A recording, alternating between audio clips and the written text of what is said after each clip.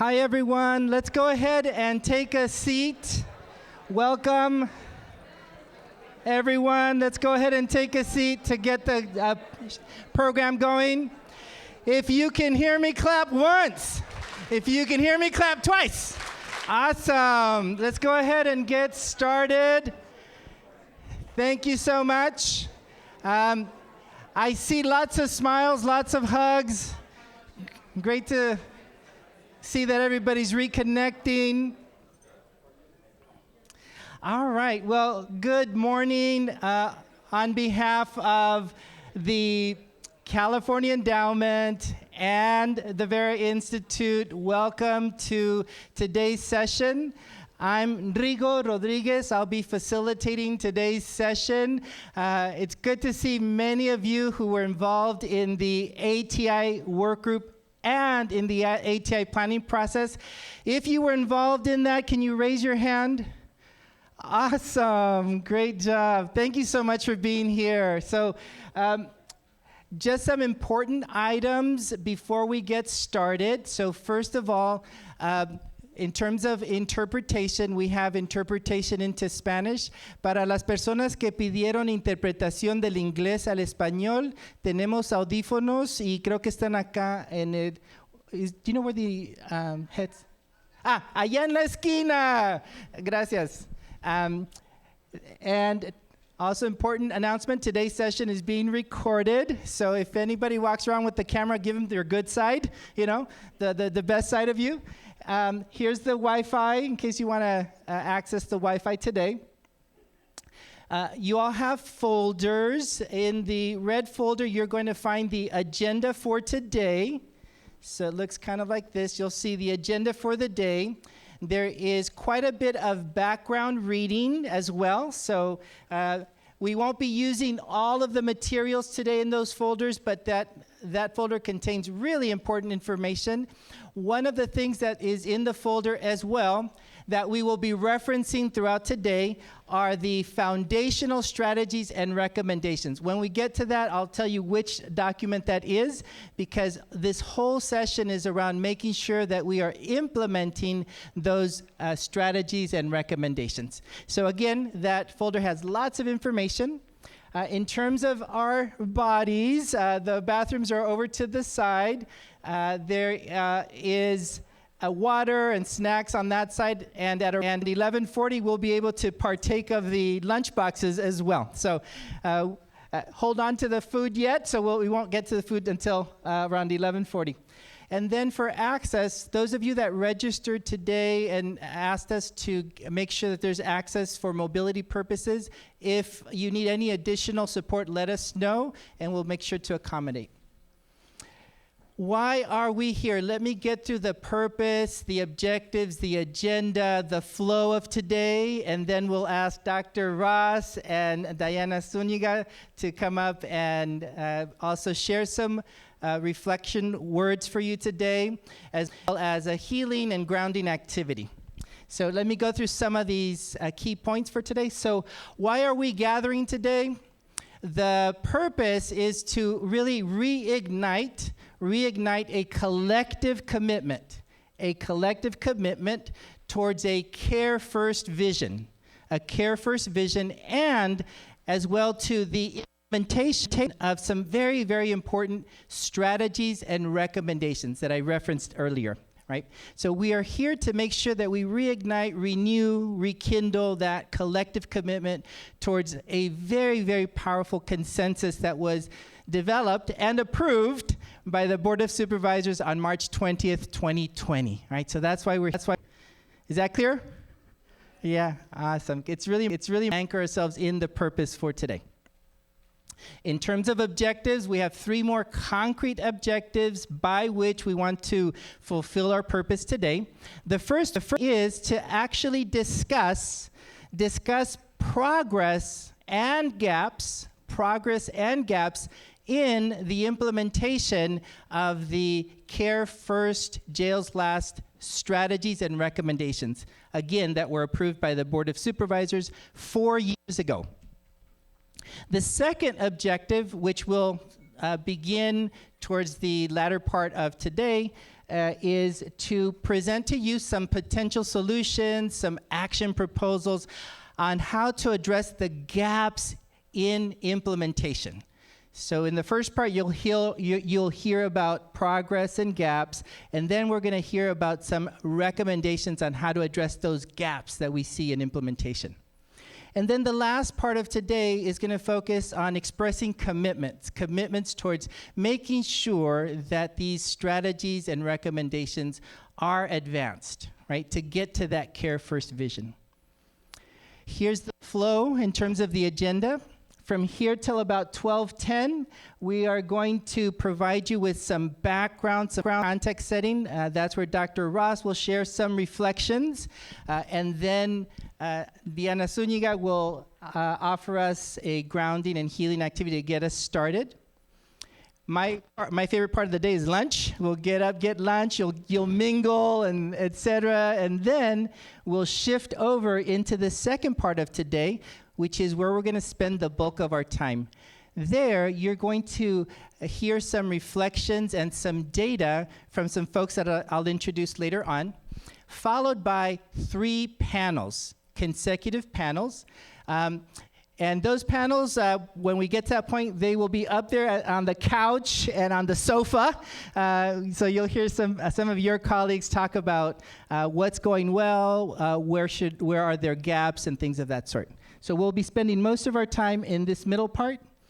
And then at the end of today, based on what you have heard, based on the things that connect to your work and to your passion, we're going to ask you all individually to express some commitments on how we can all continue to push forward these strategies, these recommendations that are linked to getting to a Care First system, right?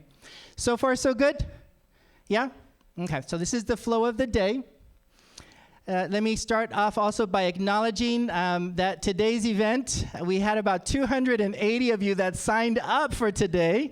By the way, I'm the youngest of 13. I have over 200 nephews, nieces, grandnephews, and nieces. So this is like having pozole at my mom's house after a quinceañera, and like, all right. Okay. So, but it takes quite a bit of work to make something like this happen. And so I want to thank folks that are part of the planning team, as you can see, from the Vera Institute, from the RAC, Reentry Health Advisory Collaborative, Diana and Karen Tamas and myself. So let's give them a round of applause for all the work. And throughout today, as you'll see, MJ is over in the corner. I think MJ deserves an additional applause. She's been incredible in connecting. Yeah, that's for you, MJ. That's for you.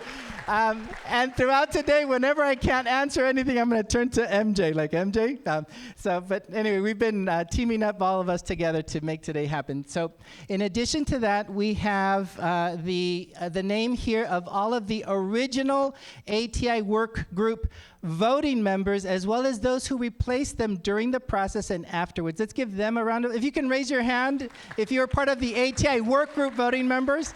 Awesome. Thank you for being here, and also for getting at that powerful consensus. We also have quite a number of community partners, everything from advocacy organizations. If you are a part of an advocacy organization, raise your hand. Community organizations, service providers, and also various services from the city of LA, raise your hand. Awesome. And then from the county, we have people who signed up. They're not necessarily representing the department, not all of them, but they signed up, and we have over 13, 14 departments from the county. Let's give them a round of applause for being here. What we also try to do is make sure that we put folks at different tables. And so if you're a work group member, we put you in different tables. If you're part of the county, we didn't want you all being clustered in one table, but rather distributed. And then for folks who work in different organizations, again, we wanted to put you in tables where you can connect with folks that are doing similar work, right? So that's why we've arranged you in the way we have. So let's take 5 quick minutes at your table just to introduce yourselves. And if you could share 2 things at your table, you'll have 5 minutes for this. What does Care First mean to you? What does Care First mean to you? And then what would you like to get from today's session? You heard what the purpose is, the objectives. What would you like to get from today's session? Let's take 5 minutes so you can get to know each other, and then we'll come back with Dr. Russ. Thank you for introducing each other to each other. Let me call Dr. Raz to come up to the mic, and he'll invite a special guest who's always been special in our space here. Thank you, Rigo. A round of appreciation for the facilitator extraordinaire, Rigo.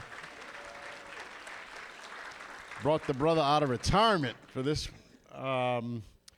So for those of you who participated in the ATI process, I think it's many of you, if not most of you, we brought the band back together, right? And I just want to thank you, Rigo. Thank you to our co-hosts and co-facilitators and partners in planning this day, the Vera Institute, Michelle and MJ, round of appreciation for your leadership at Vera. You may be able to get, I'm hoping folks can get their hands on that report you shared with me, Michelle, of Vera's assessment of the key recommendations that came out of the ATI process to the Board of Supervisors 4 years ago, and what I think is a very fair, balanced, clear-eyed assessment of the progress that has happened and gaps that remain since that report went to the board. So hopefully folks will be able to get that today, Michelle, we think? They're at the table. At the table, okay, good. There should be 5 at every table. All right. Don't get a copy, let us know. Yeah, so please get your eyes on that. Great to see you, Rigo. Diana Zuniga is gonna walk us through a kind of a healing and reflection. So it's great to see Diana again. Judge Espinosa is back.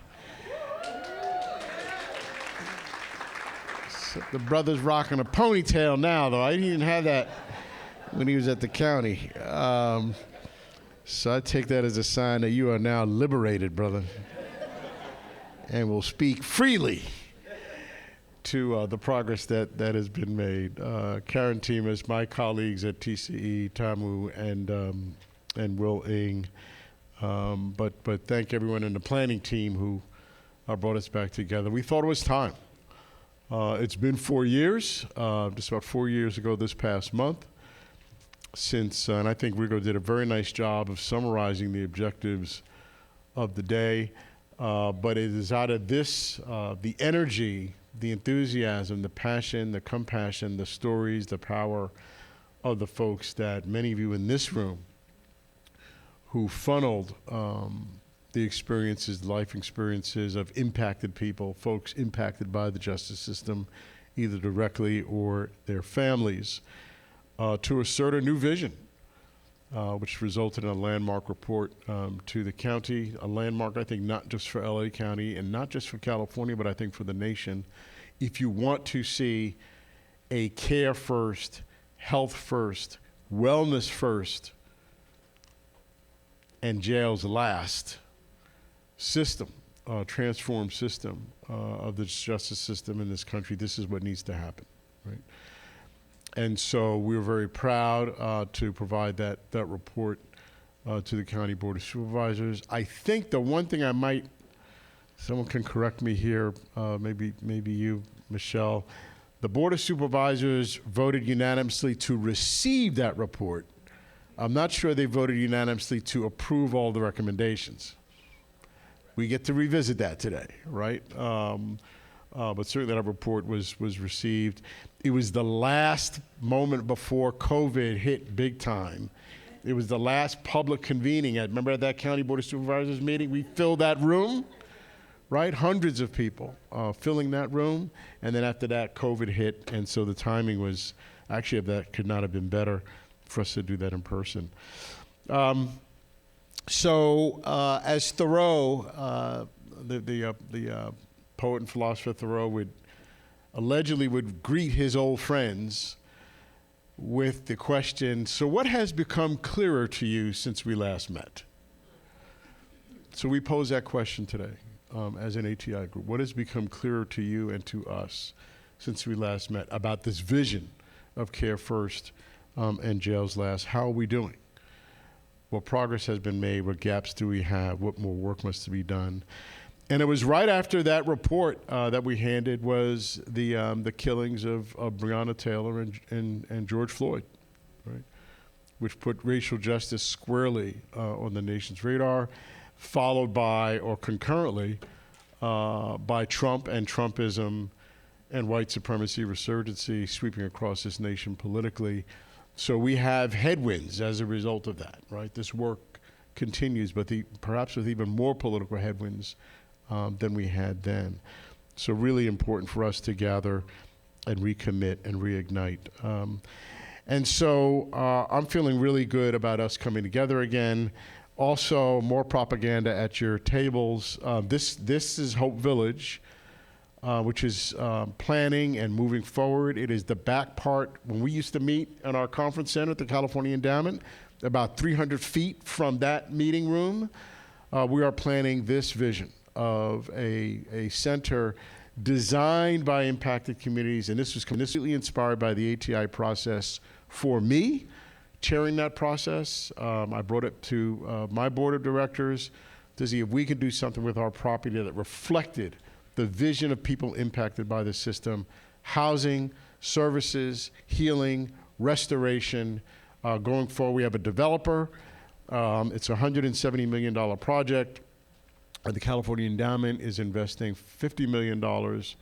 We'll be fundraising for the rest of that, but it really does reflect the care first, health first, wellness first, jails last vision, and looking right in the face of the men's central jail as we begin to move that project forward, and hopefully that jail will come down. Speaking of which, I want to introduce someone who was in the middle of our ATI process as a key leader 4 years ago, and she went off and got herself elected to city council.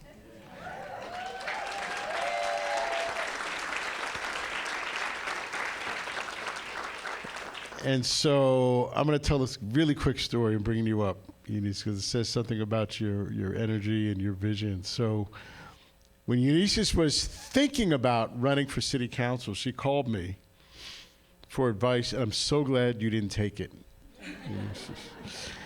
I said, Eunice, we need you for ATI. We need you in this fight. You know, don't go running off for city council. You crazy. Why are you doing that?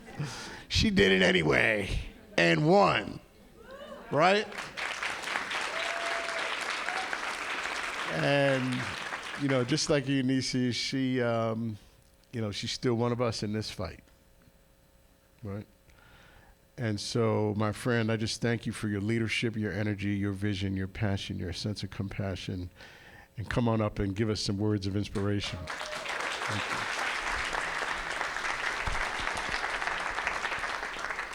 you. Thank you, thank you.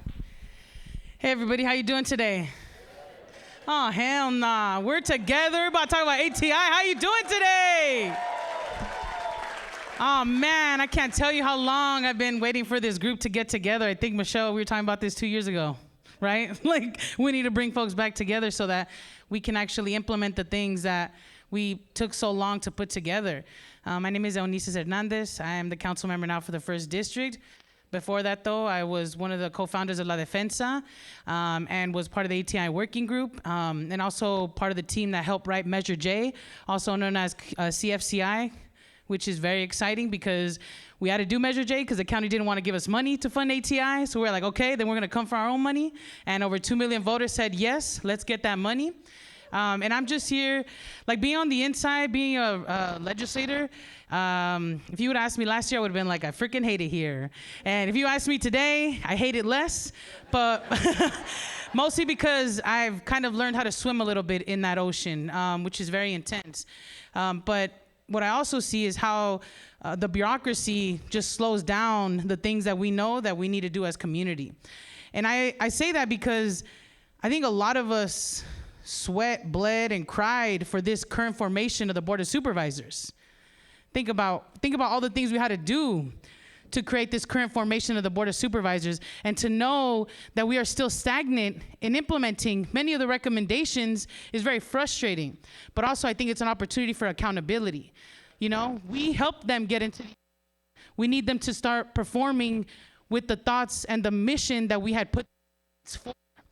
You know, we are, you know, there's less people in the LA County jail system right now, but there's more people dying because conditions are worsening. We have about 5 people that are dying on the streets every single day. The level of acuity of sickness of people and their mental health needs is skyrocketing because we don't have anywhere to put them, no services to give them. The services that exist are very limited. And I'm excited that we're all here together because we have to dig in our heels as advocates, as community, to keep pushing to make this happen.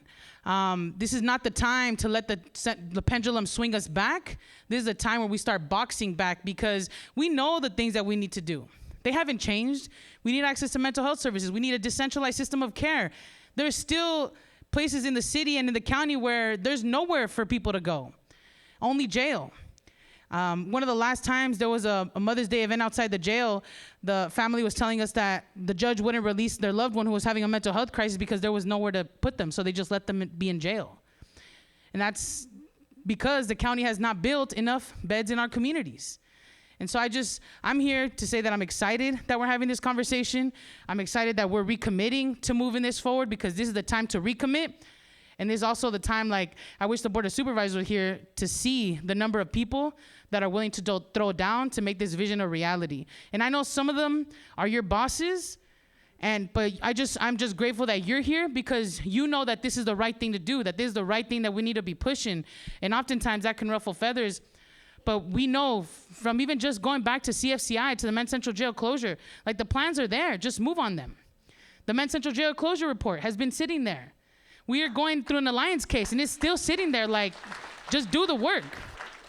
So I'm just excited. And I'm just excited that we're recommitting, and I'm excited to hold them accountable because it took a lot of labor to get them in these seats, and we need to start seeing some change in our communities. Thank you. Thank you.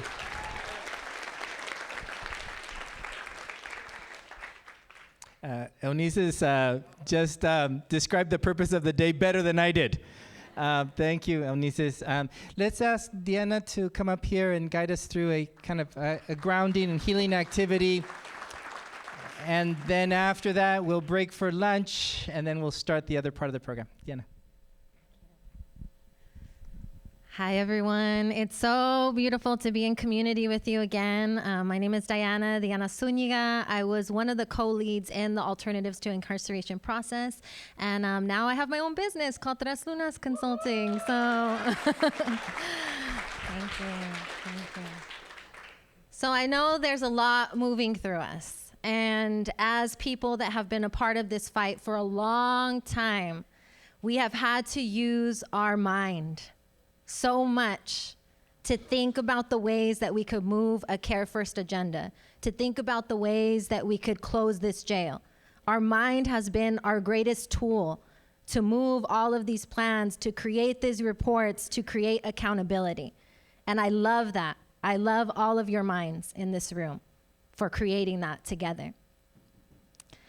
And I also just want us to give a little bit of space to our spirits, to our bodies, and to our hearts, because those are the things that have also guided us forward. And as we move into conversation today, some of those pieces of ourselves might be activated with the frustration of why isn't this moving forward, with the pain of knowing that our people need this work right now, and with the joy of actually coming back together again to figure out how to move with the fire of Care First within us always. Okay?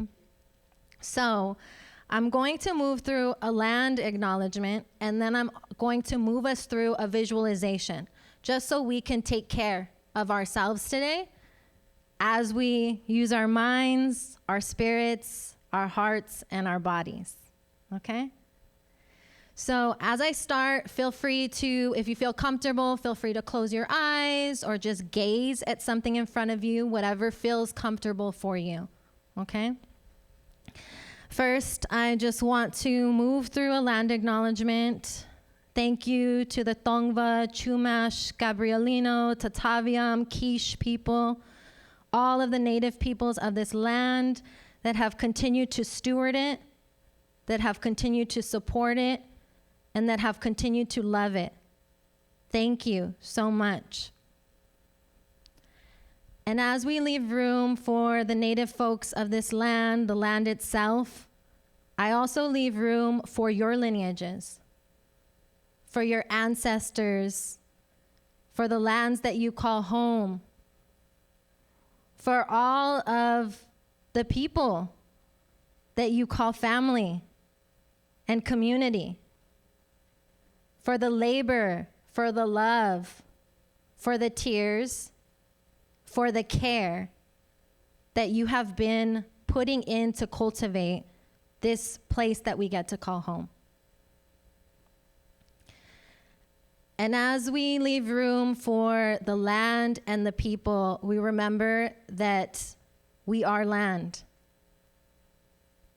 And thank the land for being who we are and for grounding us in being present with each other today.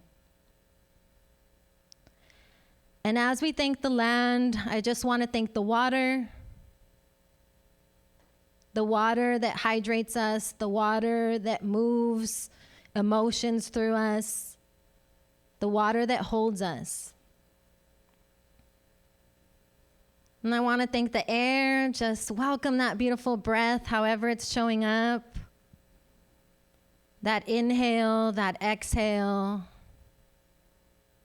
that keeps you alive, that keeps you moving, that keeps you sharing, that keeps you talking.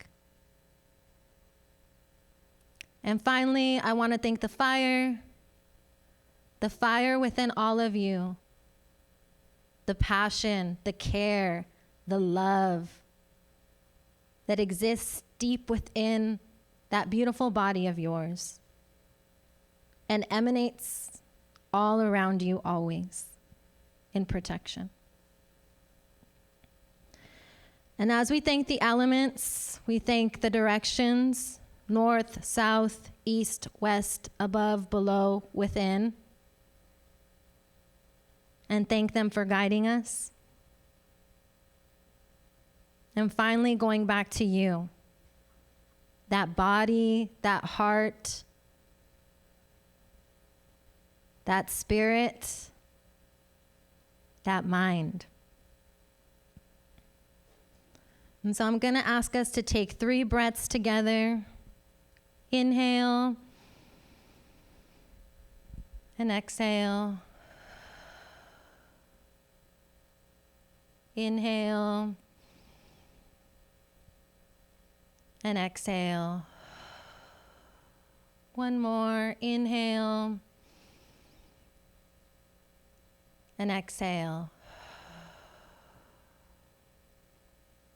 And I just want you to let yourself go back to the time that we pulled this beautiful report together. 2019, 2020. Maybe you remember the first meeting. Maybe you weren't at the first meeting, but you felt the vibration of justice and care. Allow yourself to go back to that time and what you felt in that moment. Was it hope? Was it excitement? Curiosity? What were the emotions that came up for you as we began the Care First journey? And breathe into that, just remembering all of those beautiful feelings that came your way, that ignited your commitment to creating this plan. And I want you to move through that year, 2019, and just let yourself remember the conversations, the ideas, the excitement, all of it that came into creating this report. I want you to bring yourself back to that Board of Supervisors meeting, March 10th, 2020, where we submitted the report. The smiles, all the joy, not knowing what was ahead, but being hopeful. Feel that energy and thank yourself. Thank that version of you for being present. And for those of you that weren't there, thank that version of you for preparing to be present.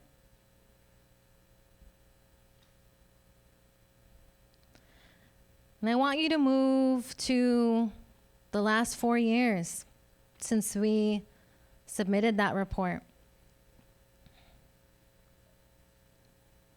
And anything that you're holding, I want you to try to release it to the earth, to the air, to the fire, to the water, wherever you need to release it.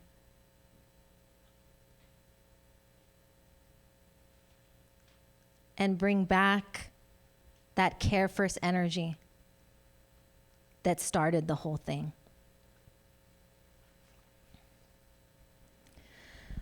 So as you feel that energy, just want you to thank yourself for being present in all the ways that you're able to be present right now.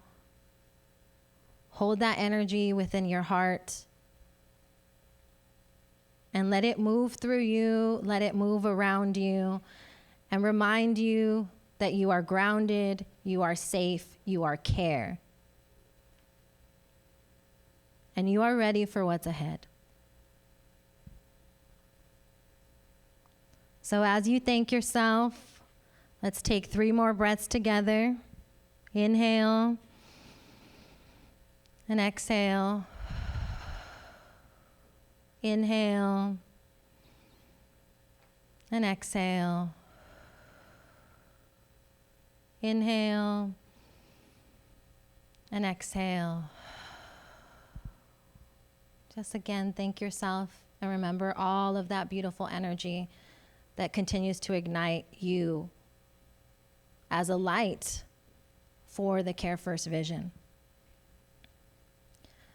When you're ready, just move your toes and your fingers a little bit, and when you open your eyes, look for 3 colors in the room that can ground you for our time together.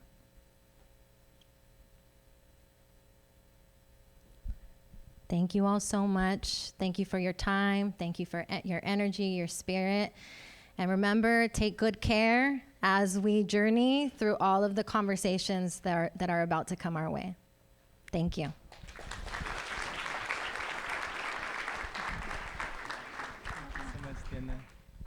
Are you ready? So one more piece. Thank you, Diana. Thank you, Dr. Ross. Thank you, Onisis, for getting us started.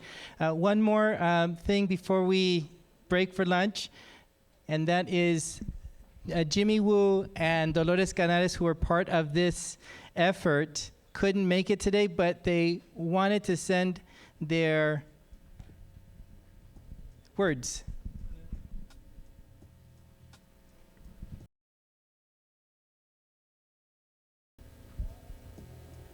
Hi everyone, my name is Jimmy Wu, and I am the Executive Director of InSal Riders. I was appointed by Supervisor Catherine Barger as a community stakeholder to join the Alternatives to Incarceration Work Group as a voting member. It's hard to believe 4 years have passed since the final report was unanimously approved by our Board of Supervisors. And when I take a look back at the past 4 years, since everything that we envisioned began the implementation phases, I take pride in looking at how much progress has been made.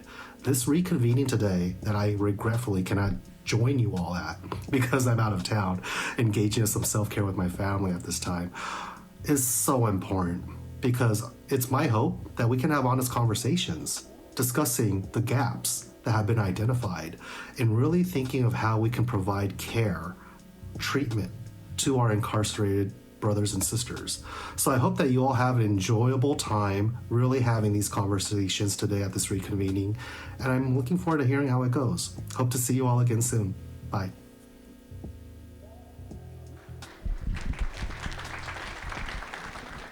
Hello, my name is Dolores Canales. I was a voting member during the Alternatives to Incarceration Work Group process. I was also co-chair to the Community Engagement Ad Hoc. Going into the different communities, getting feedback from community members on how they envisioned a Care First model. We collected recommendations and we turned in the recommendations to the Board of Supervisors. We were reassured that this book would not end up on a shelf. And while we have seen progress, as Sheila Kuehl said, this is a movement, and a movement has wheels. We are looking forward to continuing on in this movement and keeping those wheels in motion. Thank you very much for your time. Let's go ahead and get started. And may I ask Michelle Paris, are you here? Where are you? Oh, there she is. All right. So again, if you can hear me, clap once. If you can hear me again, clap twice. Awesome. All right, so what we are about to go into is the next part of the agenda. In this part, now we're going to start to think about the assessment question. So Dr. Ross, Onisis, Council Person Onisis, and Diana got us started giving us some context. Now we're transitioning to the assessment question. So how are we doing? How are we doing since March of 2020? So with that, Michelle Paris from the Vera Institute will provide a presentation guiding us through some data that she'll present. This will then be followed by some reflections from Judge Peter Espinosa, who will also come up here and give us some reflections around his perspective, especially as someone who is not only very involved, but also involved from the inside, what you want to share with us. And then we'll ask Dr. Kelly Lilo Hernandez to also give some comments on the context and the possibly historical significance of the work that we're doing, and anything else that you'd like to say. So with that, Michelle, do you need anything? Okay. Right. Right. There you go. Okay.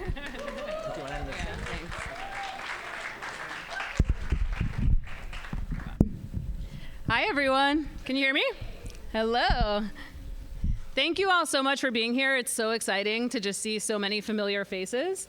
A lot of you know me from the ATI work group, but also from the interwebs, from giving tons of data presentations and county work groups. And so I'm here again to give you your sort of regular data update on progress and some of the gaps that we still see. Can you all hear from back there? Let me check. Yeah, okay. Yeah? Okay. I'll keep moving the mic closer. All right. So for those of you who weren't there, the ATI work group process grew out of essentially a fight against new jail construction, particularly a mental health jail.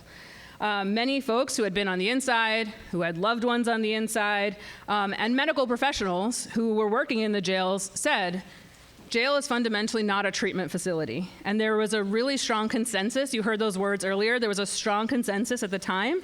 And the county rightfully pivoted away from building a new jail or new jails, and instead decided to adopt this Care First approach. So today I'm going to talk a lot about the jail population. There's tons of data that's really relevant to everything we're talking about today that doesn't relate to the jail, but I'm going to talk largely about the jail population. So the first part is a bright light, and somebody already, I think maybe Onisis mentioned it, but when we were in the ATI work group process, the jail population was around 17,000 people on any given day. And those of you who've been part of this process know that LA has the largest jail system in the country, and now we are actually close to 12,000. So on any given day, there are 5,000 fewer people in our jail system than when the original work group happened, which is a huge deal. So yes.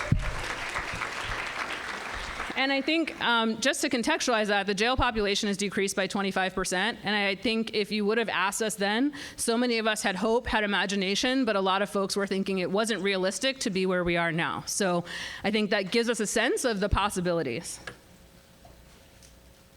As of Friday, the jail population was 12,353 people. Out of that, there were around 1,200 who are identified as females. So another thing that Onisis brought up to celebrate today is that we've seen more money flowing into community-based services. And that's the result of this sort of ongoing consensus that LA supports Care First. So in November 2020, voters passed Measure J, and hundreds of people have been involved in the follow-up, many people in this room, to actually realize that vision. And we know that there are still roadblocks, there are still challenges with process, as you'll probably hear in some of the panels. But we have to acknowledge that millions of dollars have been directed and continue to be directed to care as a result of our collective efforts and prioritization of Care First. That said, we're having this event today because there's still work to do. And we need to figure out both what that work is and how to actually do it. One of the populations that we focused on during the ATI work group process, the mental health population, is still a driver of jail incarceration in Los Angeles County. There are over 5,300 people with identified mental health needs in the jails, and we've seen county reports frame it as even higher than that. So you can see here, there's 43% of the jail population have identified mental health needs, and if you look at people identified as females, it's 66%. So a huge number of the people identified as women who are incarcerated have clear mental health needs that are probably intertwined with why they're incarcerated. The jail system has specialized units that are for folks who have higher needs than can be in the general population. So they're often called moderate observation housing and high observation housing units. The biggest group is moderate observation housing among this mental health population, but both of those specialized units, the populations remain very high. And I think on your tables, you'll see there's a QR code. We have a dashboard that is updated daily, and the mental health population is updated weekly. So that's data that's provided by the sheriff department. So you can actually see how these subpopulations within the mental health population are changing over time, including for people identified as females or the overall population. We've seen important investments in things like ODR housing, which support people who have serious mental health needs, who are able to then be in the community. And one of the most important things is that it supports a whole range of folks with charges that include serious felonies, and we're seeing success with those folks being in the community. We also see programs like the Rapid Diversion Program support the release of folks with lower mental health needs, and that's another important component of the types of programs, Care First programs, that we've seen supported over the years since the ATI work group process. But I would say that one thing that people talk about is that kind of the middle group is often lost among the mental health population. So those are folks who might not be the most high needs, who may not necessarily need a secure facility. And those folks are people that we need to drive some attention to and resources to. Similarly, pretrial incarceration is still a driver. So in looking at the data, LA has always had very high bail amounts compared to other jurisdictions.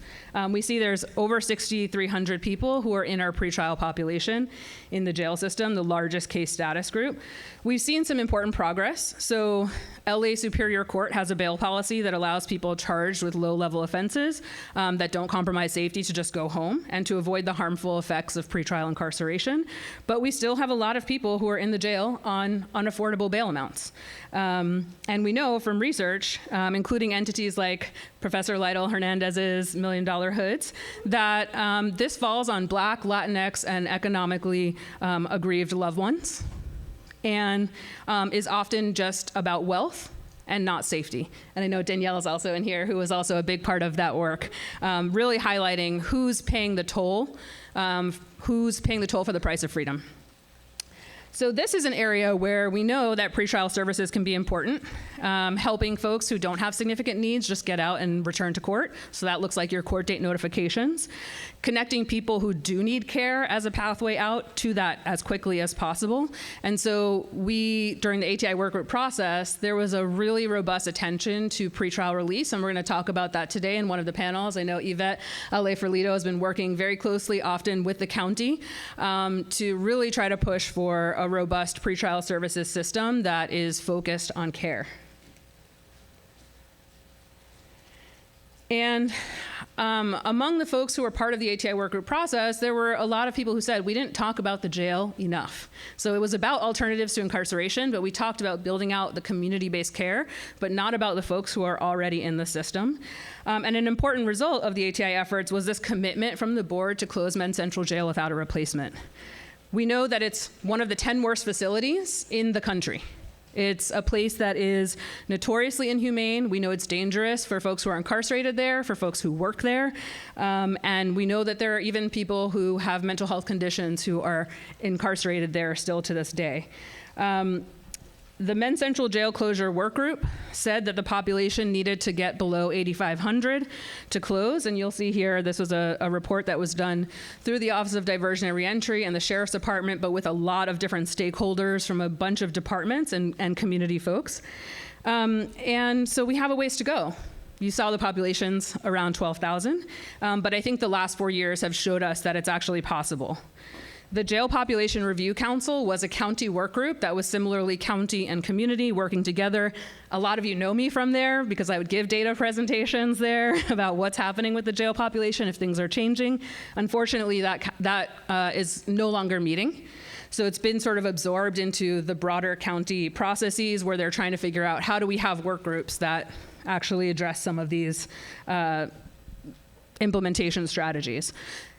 As of the last month, the board has decided to move a team that they created, the Jail Closure Implementation Team, which is tasked with closing Men's Central Jail, with actually implementing a plan, into the CEO's office to sort of reinforce it as a board priority.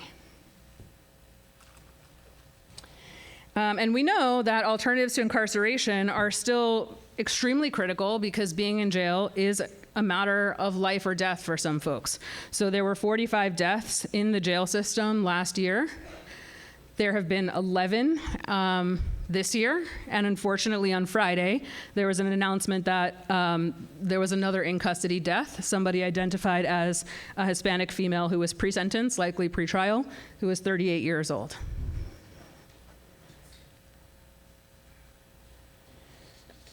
Now, during the ATI work group process, there were a few populations on top of the mental health population that the board also wanted us to focus on. So we had 3 specific groups.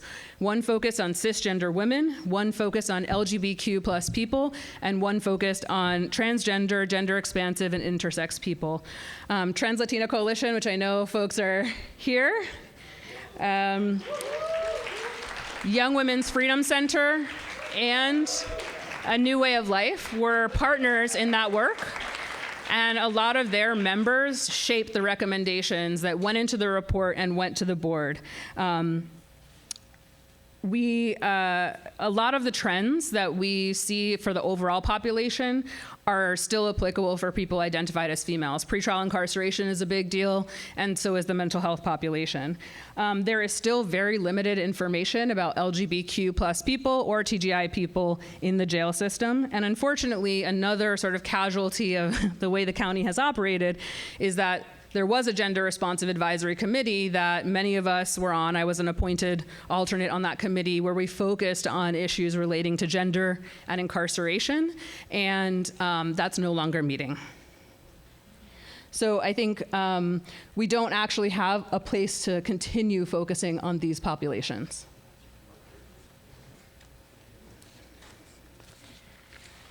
We also have some important disparities that I want to address. So racial disparities in incarceration persist, particularly for Black people in the jail system. So Black people are 8% of LA County, 30% of people in our jail system. People identified as Hispanic or Latinx are 49% of people in LA County and 54% of people in the jail system. Those disparities existed then, and they still exist now. And the reality is that we see them at so many points in the system. So when we've looked at pretrial incarceration, as I said, racial disparities exist in the bail amounts. We're seeing that even controlling for charge level, Black and Latinx people combined have significantly higher bail amounts than other races. $1 Million Hoods also studied this and found that some zip codes are affected more than others. Many in South LA and South Central LA are paying the toll to get loved ones out. And for those who can't, those folks are stuck in our deadly jail system, often suffering and trying to figure out a way to have a better outcome in their cases. We also see that Black people are overrepresented in the mental health population, and those disparities exist on top of the already existing racial disparities in incarceration. And that's why we know that actually focusing on the mental health population, getting services to our community and alternatives to incarceration is a racial justice issue. Sorry for all the words on this, but I thought they were important to note. And those of you who've seen my presentations know that I often point this out. And there are folks in this room who worked on this analysis. But at the outset of the COVID-19 pandemic, there were early releases that helped decrease the jail population. That was in the name of public health. But there were racial disparities that we saw in those early releases. So a lower proportion of Black people were released early compared to their representation in the population. Black people with mental health needs were released at lower rates than their white counterparts, and women spent longer number of days on average incarcerated before early release than men, and Black women spent the most days incarcerated before these early releases. So this is not to point the fingers at any particular person, but to say that we see these systemic disparities existing at so many points in the system, and that contributes to the ongoing issues that we have around racial justice and incarceration. And I think this also points to the fact that we can have a metric of success, a lower jail population, and some people still are not going to see the benefits of that. So we need to have racial justice be central as we are actually pursuing these alternatives. And not surprisingly then, those racial disparities also apply to in-custody deaths. And you can also access this information on the dashboard that's available via the QR code. But most people who die in LASD custody are identified as Black or Hispanic or Latinx. So some takeaways. It's a great thing that we have a lower jail population. It's something that some folks could not have imagined even 4 years ago.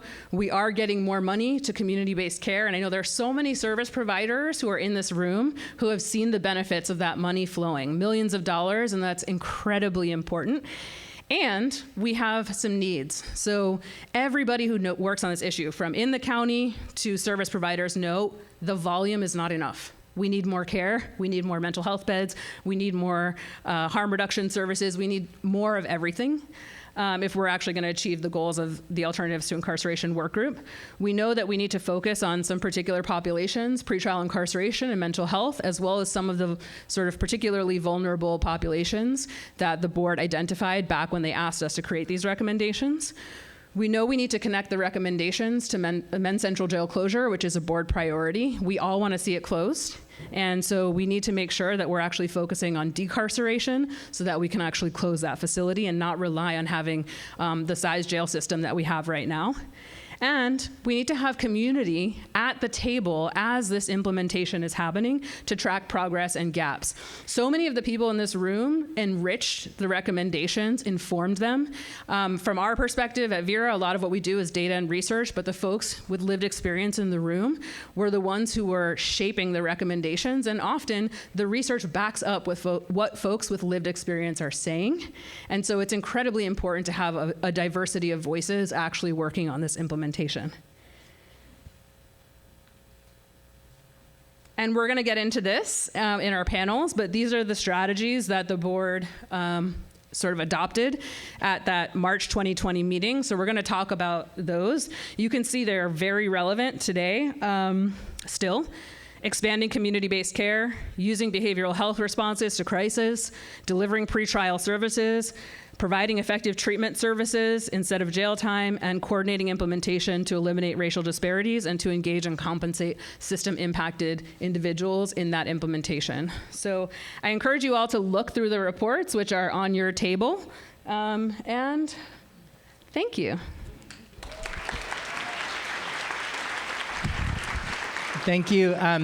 Judge Espinosa, we're gonna do a quick introduction. So of a person who just joined us today, and Dr. Ross, would you care to introduce our guest?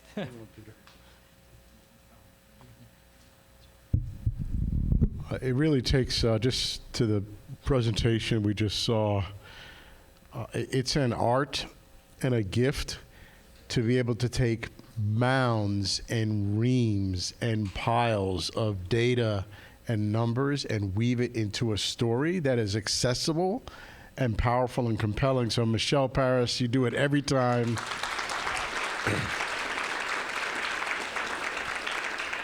It's beautifully presented. Thank you. We interrupt this program to bring you a special guest. And so we all know how important it is to have leadership, partnership, collaborative, supported engagement from our County Board of Supervisors. And I'm just really thrilled that Supervisor Lindsay Horvath could stop by today. She had a crazy day today. She really broke a bunch of rules to just get here and be with us today. So Supervisor Horvath, where are you? Oh, there you are. Thanks for being here. Thank you. Thank you. Thank you very much.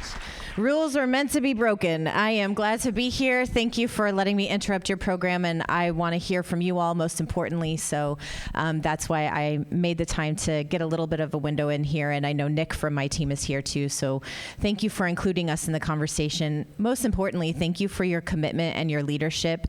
I know when things feel like they're moving at the pace of a glacier, it can get real easy to get frustrated, to feel like you've been working at something that's never going to change. And the reason I am on this board is to make sure that the change that you all are fighting for is actually possible. And so I am grateful for the work that you have done. It has been the foundation for things that I am learning from you constantly, and is the foundation for how we are trying to move in our office to make things actually happen. And we are continuing to push and use the opportunity that we have this year as chair to continue to push conversations that are long overdue and have to happen, but also not just have the conversation, but put it into an action plan, and make sure that it's built into our budget, because we know if it's not funded, it's not going to happen.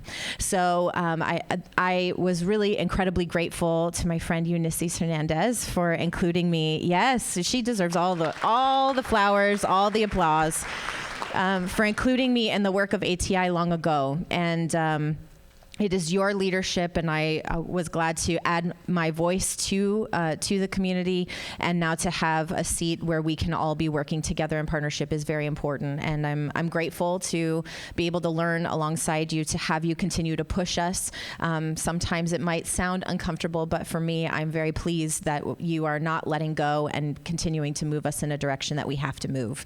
The goals of ATI are not just rhetorical for me, and so I remain committed, and I'm happy to recommit in all the ways necessary to make sure that we realize the goals of ATI, the commitment that we made with Measure J, all of the conversations that you all have had and that we've been having as a community need to be put into action. And so I am grateful for this work. Thank you to Vera Institute and all of the community organizations who have come together to make this possible today. Please don't hesitate to reach out to our office, and thank you for the ways that you've allowed us into your work.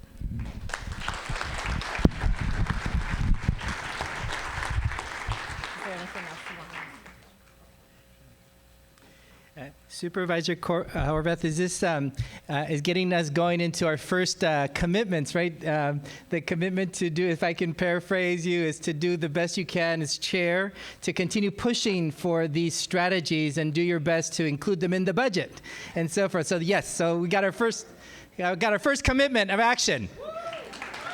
And that's what the spirit is of today, is to keep recommitting ourselves to this action. So Judge Espinosa. Good afternoon. My name is Peter Espinosa, and I am the most recent former director of the Office of Diversion and Reentry. As you can tell, I don't get out much, so when they called me and said, would you come and speak on the 29th, I said, sure. And they said, do you need help with talking points? I said, no, I'll just stand up in front and throw rocks and point fingers.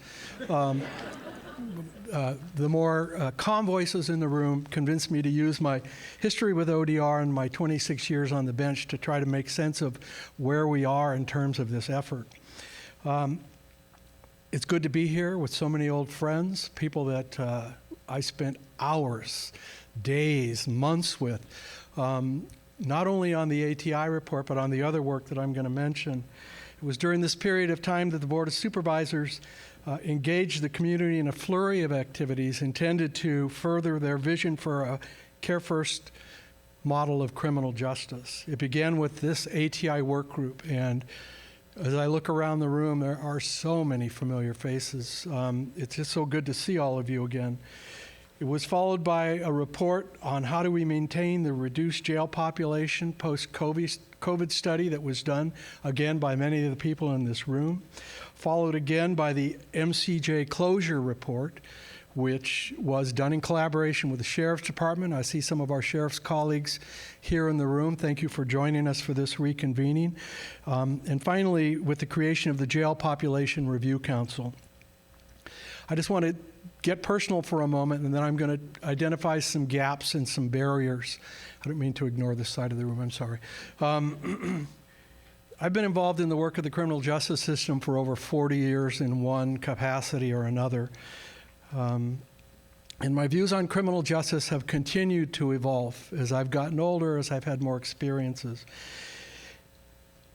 What I have learned in the 8 years since I left the Superior Court would have so impacted the job I did as a judge. I would approach that job completely differently now. I've learned about harm reduction. I've learned about so many topics that judges need to understand. And I will say that the LA Superior Court is moving in the right direction. We are collaborating with them on a number of projects, and they are moving in the right direction. Much of what I learned was in rooms just like this, engaging with some of the very people who are here today. And I'm looking out and I'm looking here, and I will admit we did not always agree. Diana's smiling, Eunices is smiling. We did not always agree on how to proceed, what should be changed. But I would say my interaction with you and my work with you has really changed my view on criminal justice reform and helped me to understand that just because we've always done a certain thing a certain way doesn't mean we can't either do it differently or abandon it altogether. And so, thank you. And so I'm not going to throw rocks and point fingers, but I'm going to identify some gaps that were obvious to me as I reviewed the recommendations of the report, and then talk about some barriers that I think we need to address.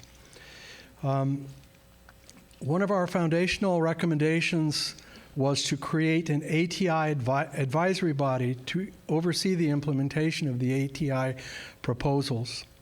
The body was to be made up of both community leaders and county department heads. The work of this group was intended to ensure that the implementation would maintain fidelity to the model and principles of our recommendations. I am hugely disappointed and thunderstruck as to why this hasn't occurred, why this body has not been put together. I'm not sure this reconvening would have been necessary if this body had been assembled and launched back when we made the recommendation. That having been said, one of the recommendations I'm also concerned has not been initiated was recommendation number 86, and this is in your materials, to create staff and fund an advisory collaborative of impacted people, Diana, people to ensure that there is continuous feedback and accountability to the prioritized communities and LA County at large in the implementation of the comprehensive roadmap, to ensure consistent representation of people who identify as cisgender women, LGBTQ plus and TGI, including the most marginalized racial and ethnic groups in the geographic areas most impacted by incarceration. It's overdue. It's long overdue. It needs to be done. Supervisor Horvath, I'm so glad you're here if you're still here. I'd ask your staff to take a look at some of these recommendations and come up with some plans to help us with this. Thank you. You're probably wondering why you didn't get a PowerPoint with my presentation. I turned 71 this week, and so I don't do PowerPoint. But these recommendations are in your materials. Recommendation 84, increase and ensure public collaborations in all phases of ATI planning, implementation, evaluation, and system oversight, and across relevant county, court, justice, health, and social service systems. This can be accomplished by instituting quarterly stakeholder meetings to communicate updated ATI progress, to discuss service and communication gaps, and highlight best practices.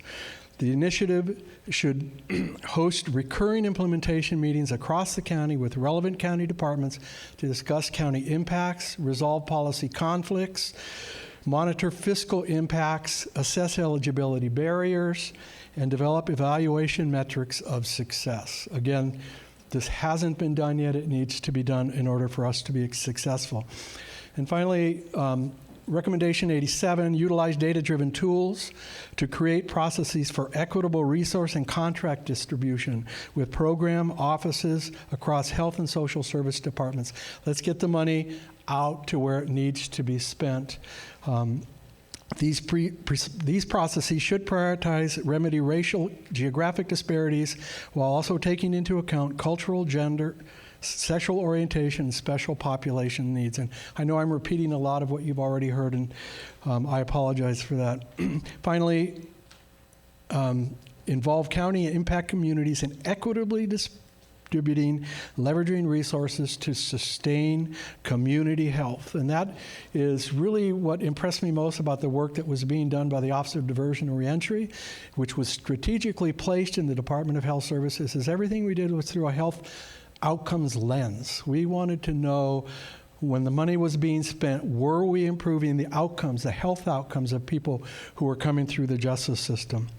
Finally, I've been asked to identify, and this is really finally, I'm about to wrap up, potential barriers to successful implementation of our recommendations.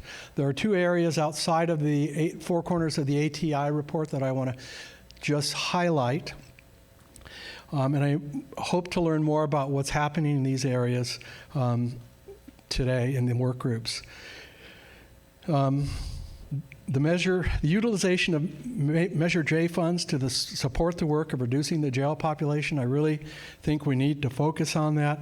And then it's already been mentioned, what appears to be the defunct Jail Population Review Council. I was fortunate to chair that council when it was launched, and the work of the JPRC and its relation to ATI cannot be overstated.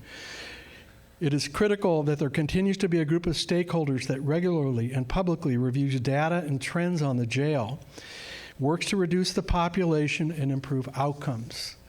This is, if you don't remember anything I've said today, remember this: we cannot lose focus on the jail as the ultimate proof of whether ATI is working.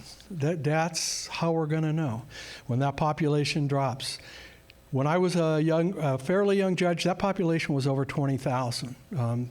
Karen Tamas reminded me of that recently. It has come down significantly, but it needs to come down as per the roadmap for ATI and MCJ closure, another few thousand, and then we're ready with the proper expansion of community-based treatment to close Men's Central Jail. There's nobody, I don't think anybody, that thinks that we should be rehabbing that facility or trying to keep it open. There are some talk in the county, as I understand it, of creating a new jail, which was an idea that was roundly defeated when we started all of this work that I just listed. So I hope we're not backsliding. I hope we're not moving in that direction.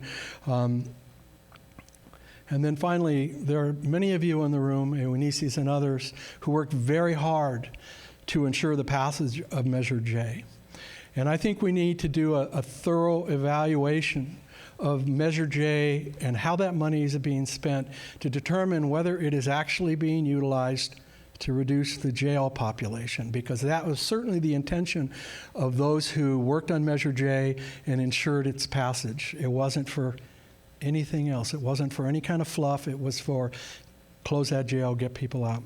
I look forward to engaging with you today. I'm hoping that our gathering will result in a renewed commitment, really a renewed commitment to the county's goal of Care First. Thank you very much.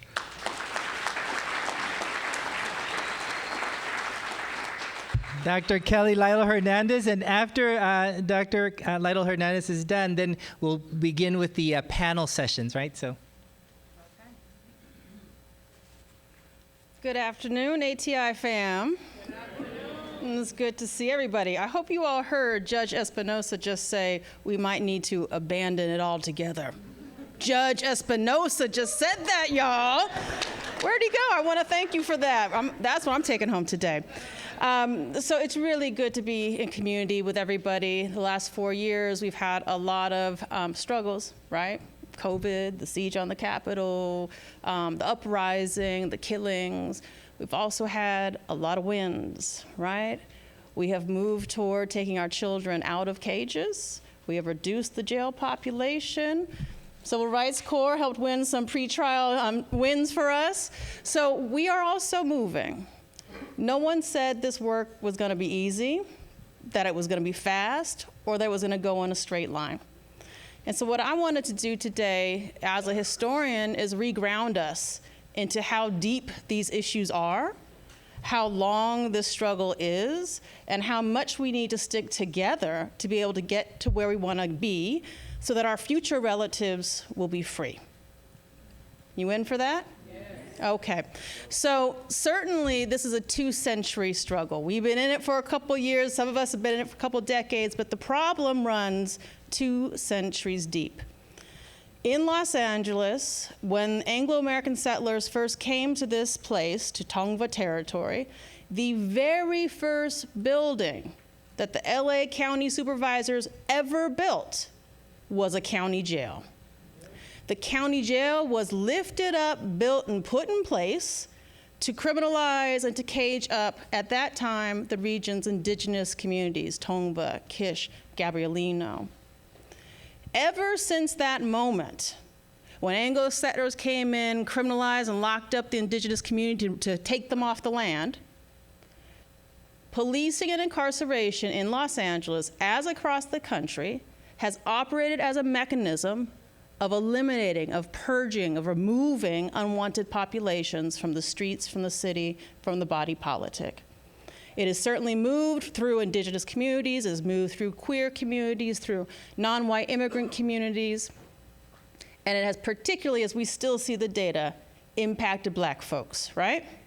And so one thing I want to lift up is one thing we didn't do in ATI, and something I regret that we did not do, is have a special committee on Black folks in the LA County Jail and what we need to do to reduce those disparities in particular. So I certainly am here with everybody as we continue this struggle to make sure, as we fight to bring down the jail population, that disparity is certainly addressed. And it's not addressed just because Black folks are getting moved out of the county because we can't afford to live here anymore, but it's being addressed by the ability of us to stay here, to live here, to take care of our families, and to live with, to thrive, right? So we cannot be removed from the county, and that can't be the way in which we reduce Black incarceration in the city. So once we understand the roots of this going back to the roots of the city, it makes perfect sense that there's been a little bit of back and forth, right? And that it's going to take us a little while to uproot this. But by sticking together, by understanding that this is a regime that impacts all of us in different ways, we certainly can get there. We certainly maybe can even abandon it altogether. And so we're here to recommit to bend the arc of life here in the Tongva Basin toward liberation and justice for all. And so I wanted to just end us with a commitment to each other. So please repeat after me. It is a duty to fight for our freedom. It is our duty to fight for our freedom. It is our duty to win. It is our duty to win. We must love and protect one another. We have nothing to lose but our chains. Thank you, ATI community. We are in this fight together, and we will, for our future relatives, secure freedom and liberation for all. Thank you. The first panel focuses on expanding community-based care services. We'll hand it over to Troy Vaughn from the LA Regional Entry Partnership, and we'll get going. We'll have about 35 minutes for the panel, and then I'll let you know when we've got 5 minutes and 1 minute to go. All right, and then we'll have 10 minutes at the table. After the 10 minutes from the table, we'll open it up for comments, thoughts, and in some cases, if you need to ask a question, feel free to do that, all right? Let's go ahead and get started. Hey, y'all, how y'all doing? First of all, y'all look good out there. You know, we came back from COVID and we telling COVID we gonna slay some more. I know they thought we was quiet, but we still here, rebel rousing, and we getting ready to start up again.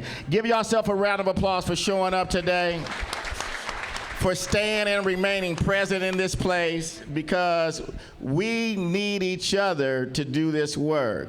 When we allow me to decrease and we to increase, then we can get the work done. Did y'all hear what I said? We got to get rid of the me, flip that M into a W so we can have we, and begin to challenge ourselves to get it done, because we have to be the change that we seek. And so I'm Troy Vaughn.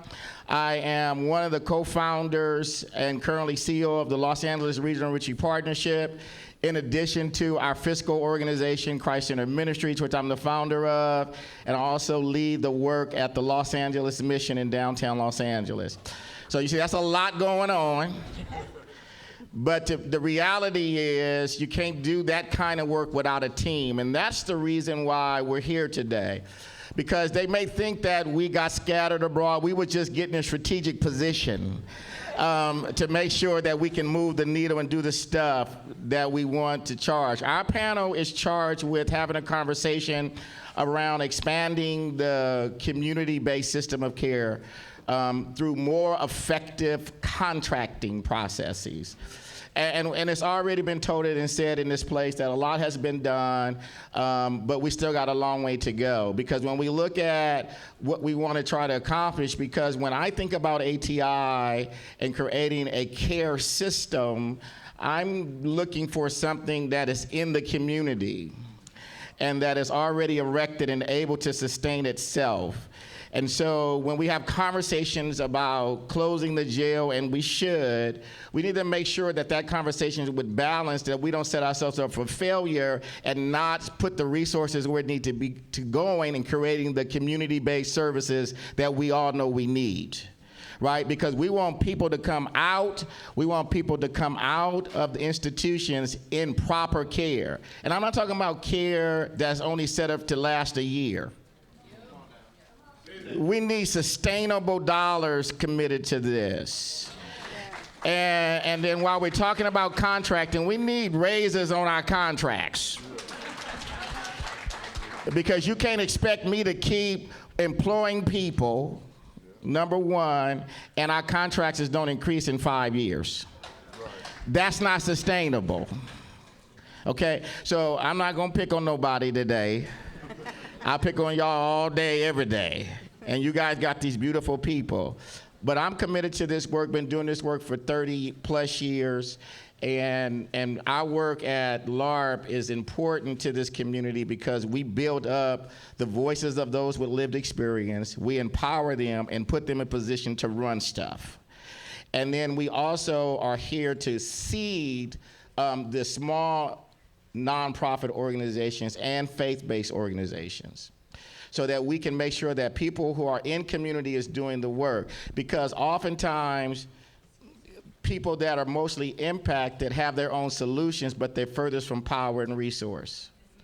And so the reason why ATI exists is to create the power and resource to the people who are in community who have their own solutions. And we need to stay out of their business and help them get the work done. Okay? That's my position. So stop creating all these rigorous reporting requirements. I know we got to report our dollars, but it don't take all that to get money to the community. It don't take a year to get money to the community. It don't take all of that, and then it don't take 5 years of reporting to justify $50,000. Come on now. I ain't gonna preach. I said I wasn't gonna preach today. But while we're here, we have Yusef Wiley. You know Yusef. He is the founder and CEO of Timeless Group, a strong reentry provider who's going to give us wisdom today. He's been working in South Central for a long time and in Antelope Valley. In fact, we were just out there last week with Janie Hodges opening up her wellness center. Y'all don't hear me, though. It's going down. And then Maria, my girl Maria is here. When you have somebody like Maria who's coming up from the game, person with lived experience, opening up her own shop, we need to give them more than just a shot. This is why I made the comment. You can't just give this girl some money and then hold her to all this reporting and all that and don't give her the capacity building resources to build up the stuff. That don't make no sense. So we're going to hear from Maria today, and then Emily Bell, my girl. We've been doing work in multiple sectors for years: homeless, housing, behavioral health. Herb, that's Herb people. How Herb do. He's the silent warrior over there. But I'm just so grateful. And then my girl Maria Alexander, who's been holding down the stuff in San Fernando Valley through Center for Living and Learning. And so I want to ask a couple of questions of you guys today. So first, Yusef and Maria. Okay. The ATI process, was for impacted people in our communities, and particularly people that have come out of the carceral system, and for them to have the services that they need, and their families to have the services they need. So talk about what your organization does, spend a minute on that, but really start talking about some of the barriers you're facing around the contracting system still today that we thought ATI would help to correct, especially when you had an ODR. We figured out how to get money to the community. So that's what gave us so much hope. They had figured out how to get money to the community really quickly, and it seems like we're regressing now in some of these systems. And I don't know about y'all, but I can't be waiting 3 months to get paid. My agencies, they got to get paid. Right. Okay, so we want to talk about that, and then and some of the barriers you're facing right now, and then the organizations and your ability to kind of deal with those barriers that's on the ground and how you guys are doing that work right now. So Yusef, you can go first, and then Maria.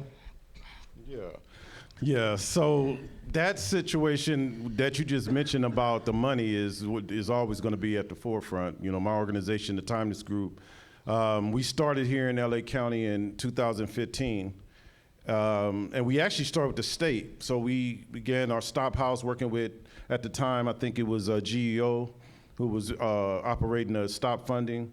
And then we moved into ODR after that. So, speaking of ODR is definitely something that I feel like should have been expanded. It should be bigger than what it is right now. I think it would help a lot of folks if we had a bigger ODR system, because we see how they pay compared to LASA. I hate to put them out there, but that's just the reality. Everyone I talk to that has a LASA contract says it takes them too long to get paid. And that usually squeeze out the smaller organizations anyway. They don't have sustainability to even, pay folks that's on the ground daily. Why they gotta wait to get paid if they out there doing the work every day, right? So that's a big problem. And for us, we have about close to 130 beds of reentry folks and folks that's experienced homelessness across LA County. And just the contract process, the compliance, the capacity that's needed. I was in Oakland for about 4 years, and we had a program there in Oakland in Alameda County where the county assigned consulting firms to smaller organizations so that they can build their capacity. I tried to present that here before a couple of times, and the response that I got from LA was always, LA County is too big. It's not like Alameda County. But that system can be replicated and can be worked to help small organizations. So a lot of the challenges that come from, once you do get a contract and you have to start hiring folks and then you're waiting to be paid, that's always a big problem, right, with many of the contracts. And then some of the insurance requirements and workers' comp, I don't know if anybody familiar with state fund, workers' compensation, those bills is no joke, right, when you're waiting to be paid by a county or government agency. So I just think at the end of the day, when you can't contract with the county, you're often told just go to what we call lead organization. They say, go sub with a lead organization, like a Hopix or, LASA or these other organizations, and maybe you can get a few dollars that way, right? But the help is never coming. The capacity building support never comes, right? And these are the people that are on the ground, right in front of the people every day, that's walking through their doors and saying, hey, I need housing, I need a job. And we're the organizations that's providing that. Like, we have an ambassador program where we're providing employment, not just beds. We actually, when we bring folks in and house them, we're training them to work, because that's the first thing they want. When you get out of prison, I did 22 years in prison. This is my home. LA, South Central is my home, right? I couldn't parole here because there was no services here. And LA really didn't want me. They was literally like, didn't want me here. So I paroled to Oakland before I made it back to LA, right? So now I'm giving back. I came back as a service provider, not as a person that needed support myself. So, it works. And I had the support in the Bay Area, and they had good models there. So I think some of that should be, like I said, ODR. I'm speaking of ODR because I feel like that's one of the programs to me that's been working. So I just pause there because I keep going. Now that's good stuff. Go on, man. Stay on it. Maria. Yes. Thank you, everyone, for being here today. This is so important, and it's so cool to see everybody united again. I'm going to speak on it as a lived experience, formerly incarcerated, first-generation immigrant, and over the 70,000 barriers that we had to face just to get on our feet. It was not easy. We didn't have any support. We didn't have ATI. We didn't have leading organizations that were providing services for people that were coming home. So to be in those shoes and to be able to overcome that and succeed and be able to now give back to the communities is very, very powerful and very, very important to me. Now, I've been in different areas of different organizations. For example, I'm part of the Reentry Health Advisory Collaborative, the RAC, which is made of 11 formerly incarcerated people that are helping the communities for people that are coming in. I am the lead coordinator, community support coordinator at Youth Justice Coalition. So I help the young people stay out of the carceral system. And then I'm also the founder and executive leader of Pride and Truth. Pride and Truth focuses on helping families that are impacted by incarceration. Because when you have a loved one incarcerated, the family's also doing incarceration time. So we focus on helping by doing giveaways to the communities, by doing policy, LA County policy with RELA, Reimagine LA Coalition. We do policy, state policy to pass laws to help families with having loved ones incarcerated, and also people that are incarcerated to come home. So with that being said, the struggles for me, myself, as I experienced, being a grassroots organization, and I'm gonna talk about Pride and Truth. Pride and Truth is only 4 years old, and it's a very, very grassroots organization. It has been very challenging trying to collect grants for a new nonprofit that is actually on the grounds doing the work with amazing volunteers that do their work from their heart, in kind, because they know the importance that the communities need this help. Pride and Truth is a ATI Incubation Academy cohort graduate. So we did go through the whole process of the ATI, and that's something that we can speak later. Other than that, I feel like small organizations, small grassroots organizations are not being looked at as a multi-million-dollar organization.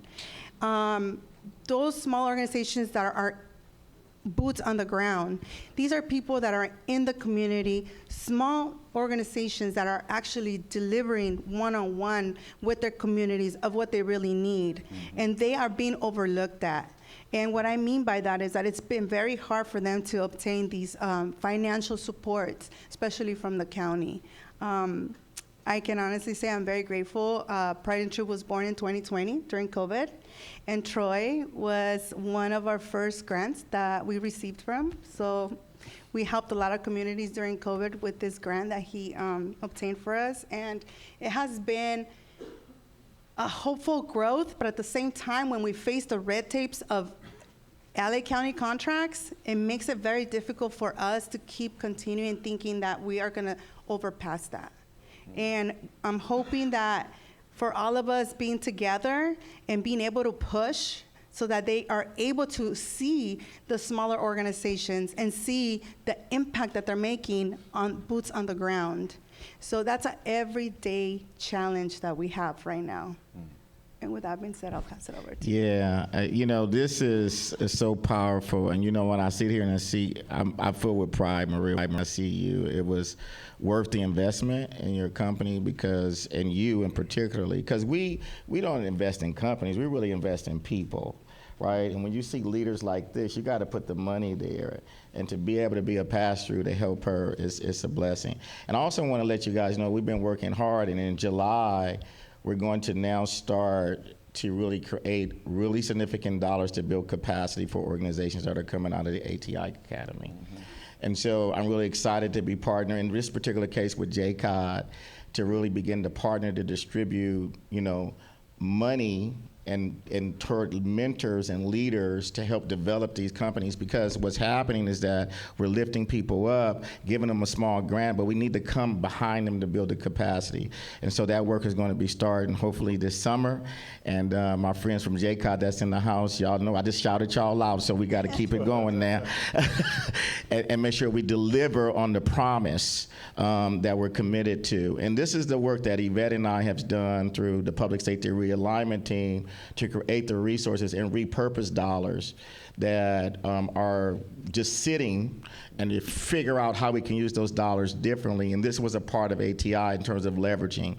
And so when we talk about contracting, I want to shift to both Emily and Alex to talk a little bit about the money and how, you know, large, medium, small organizations in terms of the contracting process, they all have difficulties. Because sometimes we think it's just the new organizations, but the large agencies too still have a lot of difficulties because you're trying to maintain an apparatus while at the same time, oftentimes like SSG, incubating, right, other entities and doing that. And then Alex, I'll start with you, then I'll come back to Emily, because I really want to talk from your perspective of 20 years of doing this work, and I can roll back a conversation that you and I had years ago when you called me crying because you thought you was getting ready to close Center for Living and Learning. And I told you that wasn't happening on my watch, and that it didn't happen. And talk to these people about how and the work and the real day-to-day grind that it took for you to show up. Because let me tell people in here too, yeah, you can want a contract and you can want that, but you got to put the work in, right? You can't just say, I want, give me a contract and all of that, because there's some people in the room, y'all know I'm gonna hold you accountable to it. Like I ain't playing with you. You can't just get the money and then not show up, because you give us all a black eye. So I ain't trying to have no black eyes. I'm too old for that. So Alex, talk to the people about the contracting process and, you know, your agency and how it's expanding and what you're doing and how you had to come out of that hole where you thought you were going to close to where you are now, and why ATI is important. Thank you, Troy. First, just real fast, I want to thank so many people in this room for doing this work, the ATI work group. But before the ATI work group, and y'all know who you were working on bills, ballot measures that brought money to the table, Prop 47, and made sure that those of us that were very small organizations at the time that have been doing this work with lived experience, not only got a seat at the table, but got to eat. So thank you. Thank you, Eunice, Yvette, so many, Yes. Diana. And without Prop 47 funding initially, we wouldn't be around. We wouldn't be around. And without the capacity building dollars that LARP got, we wouldn't be around. And, you know, maybe people get sick of hearing me say, well, we almost shut down one year, because I do say it a lot. But it's true, because it's true to hear that the struggle is very hard for nonprofits and for any nonprofit. But then those of us who have lived experience, we're kind of used to sometimes just living with little scraps or just getting by and doing what we can with that. And we start to think that that's just the way it's going to be. But I have to be honest today and say that we have come up, and we've come up through county contracts. And so, you know, there's room for improvement. There's challenges. There's a lot of data. Yes, sometimes it takes a minute to get paid, but I am going to say this. We have city, state, and county contracts, and my experience is the county has been the best and the easiest, even if we want to see and do better. That's right. Yeah. So let me see what, on the question, well, I just want to say about applications first, because before you get a contract, you have to apply, right? And sometimes that language and the verbiage, we're not sure what it really means, and we're not sure if we're really doing that. And I almost didn't go for the things that saved our organization, and Kiwan just reminded me earlier, she talked me into it. And I looked at it and I said, I don't think we're doing that. I don't think we're doing case management. I didn't even really know what that meant to a government and for a government contract. It turns out we were overdoing it, okay? So understanding that sometimes we just aren't really sure what that language looks like, and maybe we really are doing it, and maybe we should just jump in and go for it anyway and apply. So application's really important, and anybody, I like online applications, and I'm just gonna be honest, a county department had us submit, I think we had to deliver it or mail it in December, and guess this, we needed to have a CD-ROM, and I and I thought, oh, I could just run to Office Depot and get a CD-ROM at the last minute, and guess what, they didn't have them. And I had to order them from Amazon. And so please don't do that. We love signing contracts in bed on our phones while we're watching the news. We like that DocuSign. Yes, that's good. Okay, so Emily, you are running a huge agency. Project 180 is not small. It's even larger when you consider SSG. And so from a larger organization, can you talk about those challenges as well, right? Like, because I think a lot of times we think it's just the mid-sized organizations that are having contracting challenges. But can you enlighten us on what larger organizations are experiencing around contracting? Sure. Thanks for having me. So, yeah, a few things. Subcontracting is an example. So, for larger organizations that have master service agreements with all of the departments or many of the departments, subcontracting is a way to get county money into smaller organizations, right? But one of the problems is that the funding that I have as a provider, anything I subcontract out is coming out of that budget. And so I'm actually reducing the funding that we have. And sometimes there's room in the budget for that, and sometimes there isn't. So I'd say oftentimes there's more interest and demand for subcontracts than we can actually do, or bigger organizations, because you actually need to carve out your own funding for it. There is an additional funding for that usually. So I think if we really want to support that, we need to understand what that would take in terms of building budgets around subcontracts and making sure that there's enough money for the services and the services that we want to subcontract. I'll also say that reimbursement's an issue for any size, right? Bigger organizations have bigger expenses. And there are models that work. I think DMH and our experience is also that the county is more consistent with this, but you know, there's a payment schedule. There's a cutoff date or a due date, and then you're paid on this day. So not all departments have an actual schedule, and then if they do, sometimes they don't actually pay when they say they're going to pay. So, but there are departments that do. So it does exist, and I think that there are obviously processes that support that, and people can deliver on that. The last thing I'd say is in terms of with subcontracts, for example, I think there can be greater support and understanding of what the administrative cost of that is, and if bigger providers want to be supportive to smaller providers and actually do some more capacity building that's like, technical assistance and stuff, to really support that with some funding and some indirect costs or something, to make it not just a pass-through, but to make it more meaningful and actually have it be an interactive process of supporting development. And one last statement, I think in general, nonprofits are expected to run with very, very lean overhead, and it's just not sustainable. And so I think there needs to be a more realistic understanding of what it takes to run a well-functioning organization. You want good fiscal departments, you want good human resource departments, you want to support your workforce. And so I think some of this our critique of indirect rates and those costs is we want accountability and transparency, but you also need to be realistic about what it takes to do things well and achieve the outcomes that we want, and it ends up backfiring if you expect it to be too lean on those things. Yeah, no, I mean, all those things are real, and then especially right now, I find that a lot of our organizations are now competing with the funder for people, for staff. And I think we got to come together, you guys, to figure this out, because we don't need to be competing with staff, because we know you guys can outpay us. And so we can't even deal with that. But the reality is that if we're expected to deliver the services in community, then we need to be at least on par. And then we need to be able to come up with staffing solutions that can be leveraged in the space. When we talk about we want people with lived experience at the table, we're not saying that we want them at the table for $18 an hour. We're saying we need to now quantify that lived experience with compensation that matter, right? Because that's what we're saying. Just so we're clear, that's exactly what we're saying when we say that, because we want to make sure that you understand.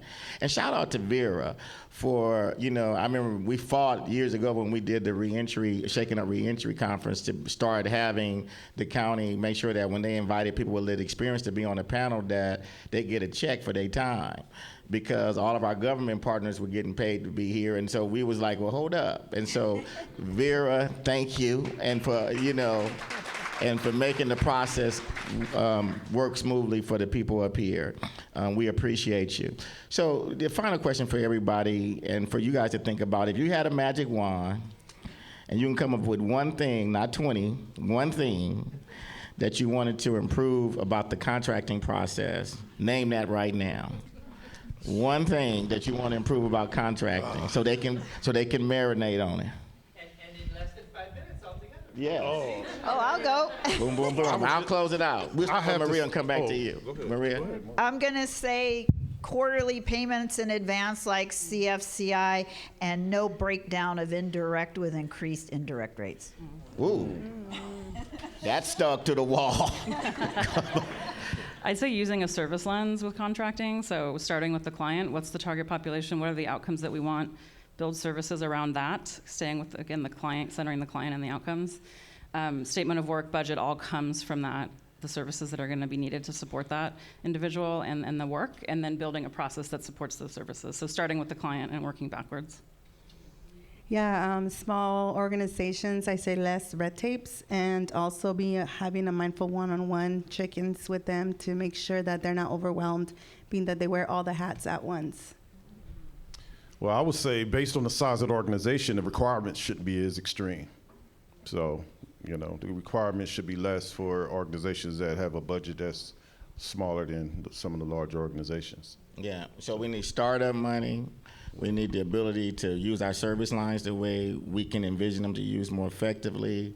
We need to make sure that all of the regulatory requirements are not there. And shout out to ODR Clemens. I mean, this guy right here, y'all don't know about him, but let me tell you about this guy. So I came to him and I said, Clemens, I need to restructure my budget because I understand my team better. And he said, well, make it happen. So as a suggestion, right, and so we're in the process of trying to come up with a pilot of what that can look like that hopefully can be scaled. But it's this level of creativity that's happening in partnership in the county when you come back and you develop relationships that are respected, right, that we can actually begin to say, hey, look, this is an opportunity to make the process better. If we can do it, then we're going to do it. And then I want to also recognize the county for now being at the table that actually has been having a conversation to increase contracts across all departments. Y'all need to give them a shout out for that because we fought for it and I think it's coming soon, hopefully. Can I put you on the spot? Can I get a shake head? I know Christina's in here. Go ahead, man. I love to get a mic. I like to put people on the spot. Contract increases. Everybody say it with me. Contract increase. One more time. Give me a shot. Contract increase. See, you got motivation now. So, and so I'm gonna turn it back over so that you guys can have a little conversation at your table, and then think about what you want to ask us directly or indirectly in the space. But you know what? My heart is soaring right now because we only had a few minutes to talk about it, but we got down to some of the real nuts and bolts. And we know that this work is real. And we come in here and we joke and we hold each other accountable. But at the end of the day, I know that everybody here today cares. I don't care if you work for the county, city, wherever you are, nonprofit, advocate, I don't care. You're in this room because you know that this work matters, right? And that's why you came today. And also you didn't want to get a call from me and Michelle, so. So we love you guys, and so I'm turning it back over to you for the table discussion. Thank you, Troy and panel. Let's give them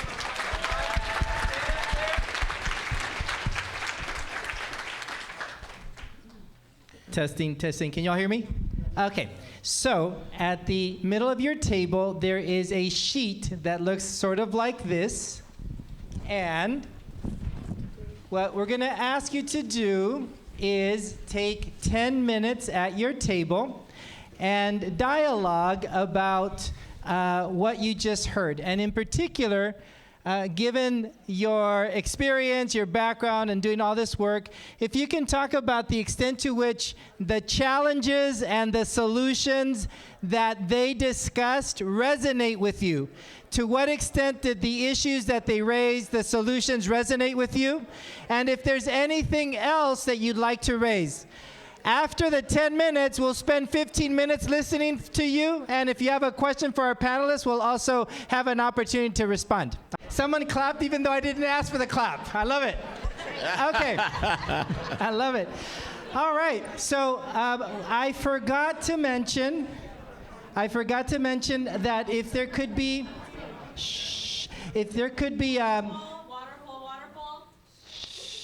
thank you.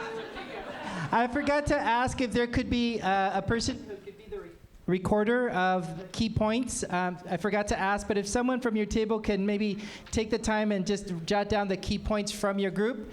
That same set of sheets, there's 3 sheets, if you could leave that there so that we can capture some of your key points from each of the 3 panels. So forgot to mention that, my fault. And so with that, anybody would like to we have 15 minutes for individuals to share and or ask questions, and who'd like to go first? Okay, I got you. Let's go with you. And my name is Alberta Franklin. I'm with the Trans-Latino Coalition. When I saw the recommendations of the ATI up on the board here, and they had line item vetoed the LGBTQ plus, IA plus, and had scratched through the TGI community, that was hurtful. Oh. How do you erase people like that to not give them a place when you know they belong here? And in LA, I would have thought that wouldn't have been the case. I'm so I know sorry. you probably want to keep on, but I'm not gonna. I needed to say this, and Please so I'm say glad it. I Please said say it. And if I'm gonna turn it over to somebody else. But that's astounding. How do you just erase a person's demographic without knowledge? There's no power. Thank you. Thank you. Thank you for bringing that up. And that was. When we were moving the slides from Google to PowerPoint, there were some of those slashes that happened. I wasn't able to erase them in the morning, but my apologies for that. We were moving the documents from one set to the other, so my apologies. But thank you for bringing that up, and we'll make sure we don't do that. Thank you. Yeah. Sorry about that. Yeah. Go ahead. I think Herb was next, or. Is there? I heard some really good conversations right over here, so I'm gonna put you all on the spot. A reporter? A reporter. Who's the reporter? John. I think I'm the reporter. John Franklin Sierra, JCOD. Hey everyone.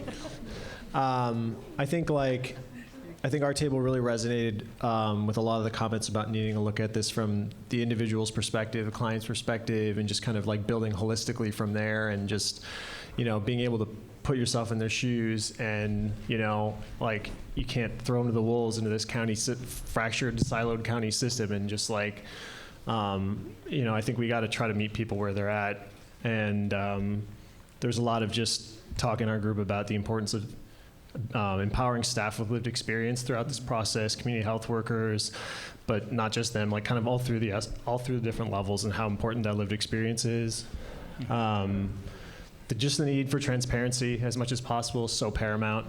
And then, just being very provider-centric in all of this, where can we make things easier and more streamlined, like money up front. I think there's, the real imperative for funders like the county, to really just try to lead and follow and make improvements everywhere we can. And then just, so much the need for capacity building. And I'm, very proud that JCOT has, I think, a small but important role in capacity building through our Incubation Academy program, something that we've really tried to invest in and want to continue to invest in. And so I think those are some of the key takeaways from our group. So capacity building, service provider centered, transparency, and empowerment of staff, particularly those with lived experience. Yeah, that stood out to you. Okay, got Maymoon, and then we'll go over here with Saul on this table here. So, good. Person in the back. Can you introduce yourself first? Good afternoon, everyone. Thank you for allowing me to be in this space. Thank you for all the work y'all have done. I am Deborah Robertson, and I'm with TDD Supportive Living. I am that grassroots nonprofit organization that's been struggling. I am an awardee of year 1 and year 3 from the CFCI. So wonderful work you guys have done. So I told them don't let me loose, because I'm here to let you know that the solution presented here, I wrote it down because I get real nervous. The gaps is housing. These reentry need housing. I'm gonna let y'all know that now because I have empty beds. And they've been there for several years, and I am the first Incubation Academy awardee, okay, from the Incubation Academy as well as CFCI. So the solution to present, I'm sure resonate with everyone, however, are the same solutions that were on the table 4 years ago. So what's the difference about the commitment today than it is for 4 years ago? Thank you. This table. Saul Saravia, UCLA Institute for Research on Labor and Employment. Thank you, everybody, for being here. My question is for Alex. You mentioned, I think it was you who said that despite all the obstacles, your experience was that the county's contracting has been a more pleasant or easier process than the state or the city. And I just wanted to ask if you could say a little bit more about why, or just a little more of those details, because some of us have lost all our hair from dealing with the county over 30 years. Thank you. I would say from budget-wise and funding opportunities, I think one of our city contracts, we can ask for money and then they come audit. There's no invoicing or no receipts, which you may like, but then they come 3 years down and want to audit for 3 years worth and take the money back if you don't have the receipt, which we've been fortunate, but it's nerve-wracking, and I find that nerve-wracking. I like to know that they approved my invoice based on my receipts and paid me. I know it sounds cumbersome, but I like that. And budget modifications have been pretty simple. If it's not a fee-for-service compared to others, it can be very cumbersome, and the actual formats can be difficult, even for the accounting department. So budget mod and communication around needing to change that budget and doing it quickly has been a light, I was going to say a godsend, so I'm going to say godsend. That's what I was going to say. Yeah, thank you. Troy, did you want to comment on that same question, or are you good?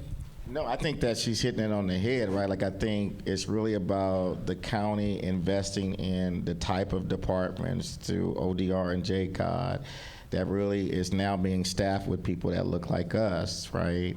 And really understanding those contracting process and keeping those communications. Like, we got to keep the work going, really. Just because we get a contract, it doesn't stop. That's what I'm saying to you guys.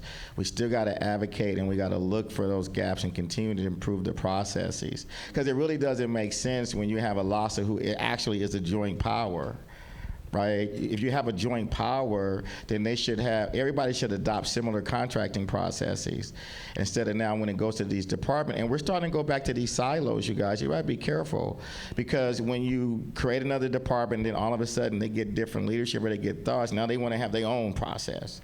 They wanna have this process and this process. But that's why I said earlier, if the county already has figured out through one department of how to contract more effectively, and we need to improve that, we don't need to go back to Egypt and be enslaved again to all these siloed processes.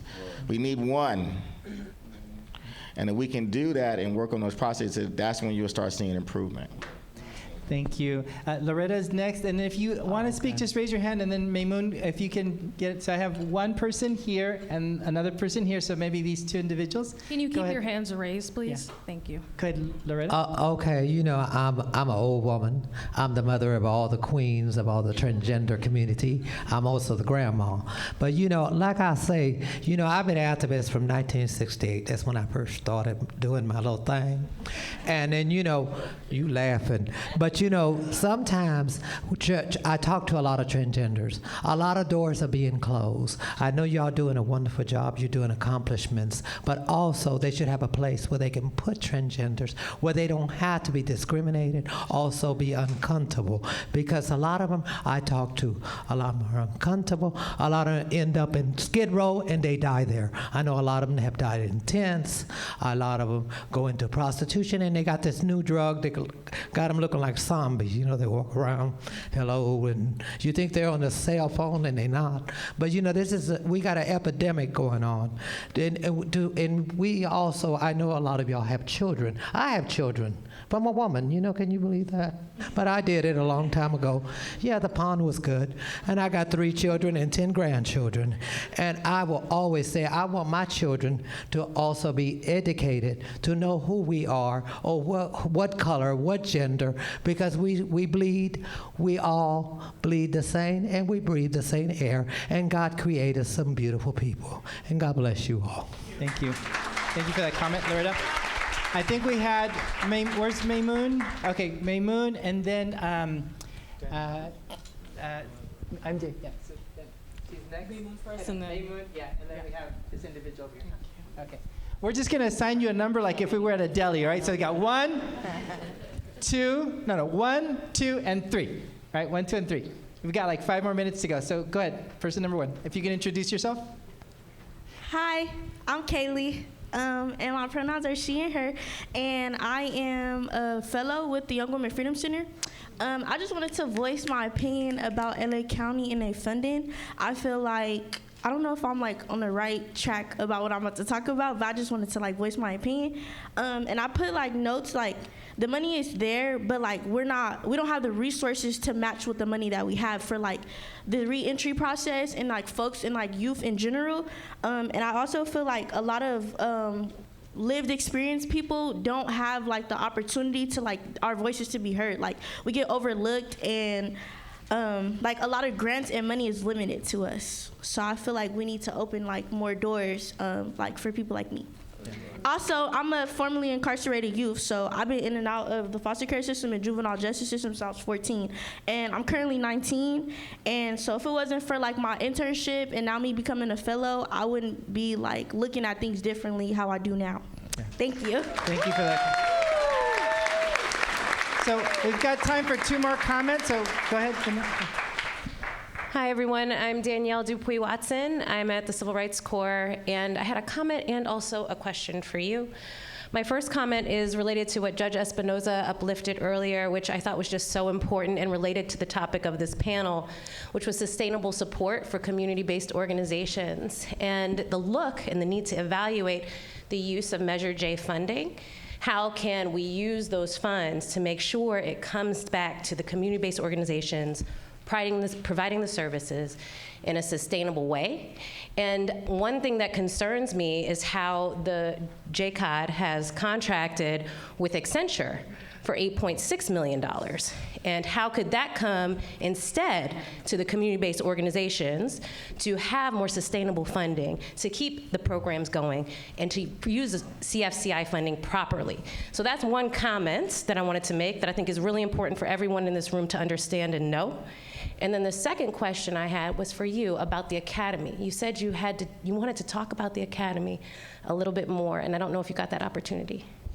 Yes, the academy, I was part of the incubation cohort, the second one. So I was able to do that through the LISC, through LISC, before I transitioned into JCOD, which the whole academy was great, very knowledgeable, supportive. The graduation happened, and we got an opportunity to get a small grant. Right, so I think the process of the small grant was where we had a couple of issues with. The whole process was very lengthy, and I can be honest about it. It probably took about a year and many conversations with leadership. Also, as a leader in the community, I'm open-minded that the incubation cohort was the second cohort, so I understand that it was new to the county as well, but the process was really slow overall. And as far as like the report backs, there is a lot of red tape around it, and I feel like in the future for the cohorts, since JCOD is here, and now JCOD is part of the cohorts, just to be very mindful and probably have like a one-on-one mentorship with the executive leader or whoever is running the nonprofit organization, especially small ones, because we're wearing all the hats. For myself, I get to wear all the hats for Pride and Truth because the sustainability is not there to be able to hire someone yet. There will be, but not yet. And when that happens, we get very overwhelmed because the work on the ground has to get done, with or without us getting paid, because people need our help, and they come to us for help. So regardless of the way the funding is coming, we still gotta help the community. And having the administrative work, having the organizing, the policy, et cetera, doing the giveaways, maintaining the community of everything that they need, it's very overwhelming for one person, two people, three people. So I think the process should be a lot faster, and also being mindful that all those red tapes can become very overwhelming, and people can easily say, you know what, I give up. This is too much for me. I don't want to do this. I'm done, and I'll help with whatever I can. But in reality, we all have that role of leadership within us. It's just if we're able to have that more sustainability help. Yeah, I just wanted to add to that, because that gap is what caused us to repurpose some of the dollars that we saw through the AB 109 work group. And now in July, JCOD is going to be launching this mentoring set-aside, right, that comes along ATI.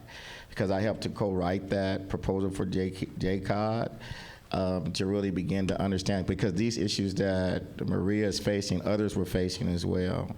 And so there's going to be assigned mentors to those organizations that are coming out of the Incubation Academy with resources that will now help to sustain, or at least look at where the best utilization of a staff person can be to come alongside the ED that's starting.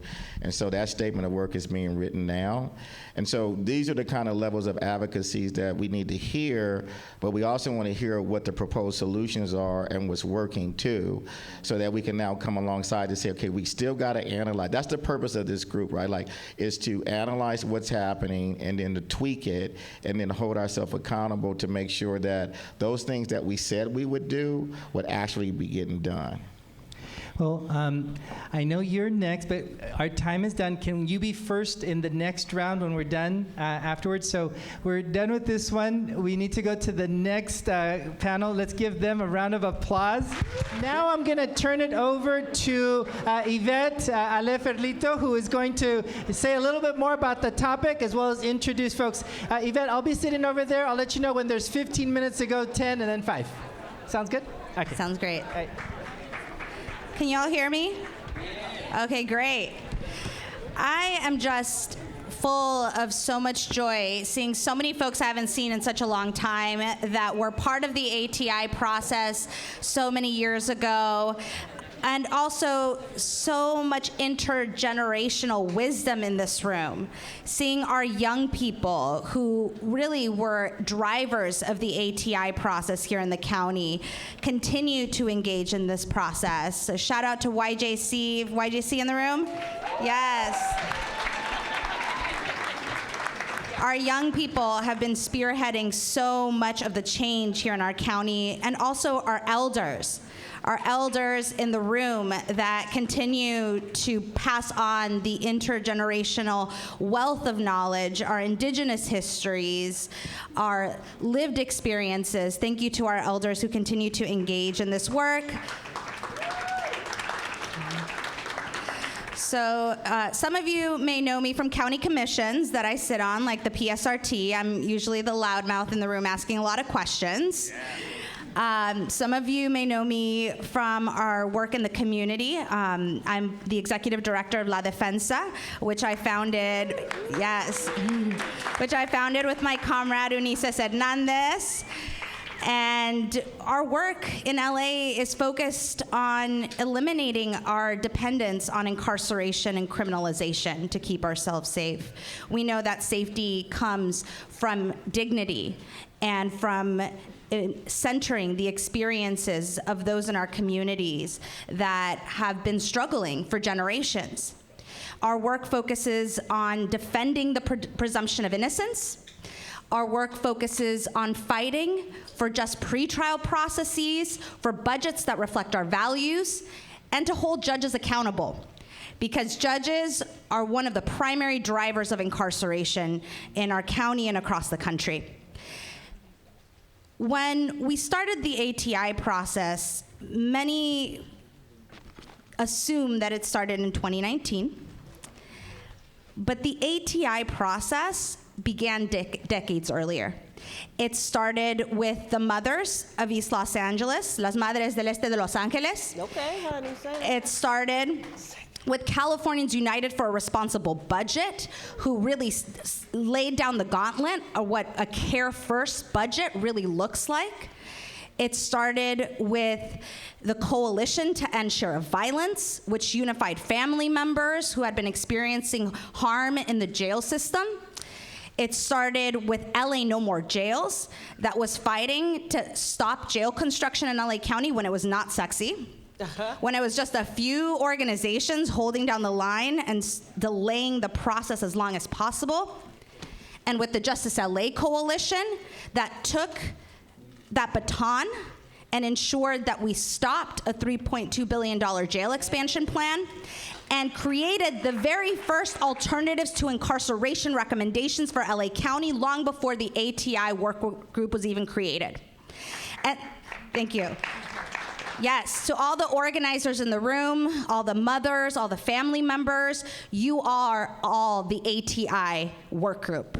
You are the ones that laid the foundation for this conversation and for the visionary recommendations that are found in the report that have yet to be fully actualized.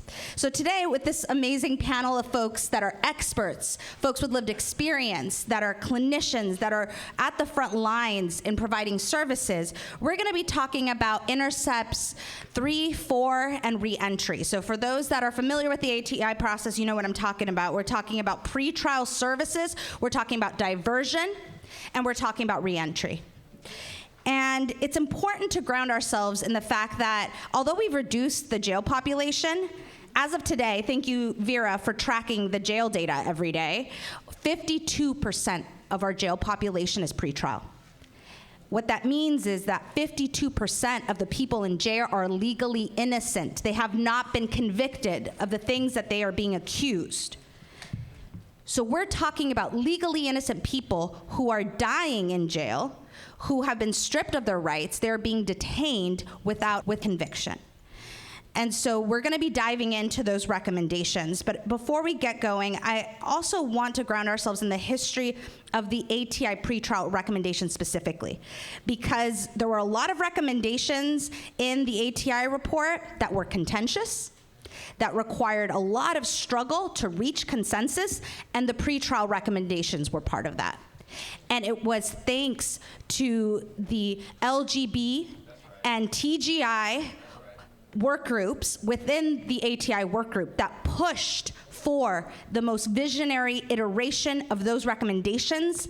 And because we center gender justice and that intersectional approach to the recommendations is why we have the vision for pretrial justice in LA County that we have.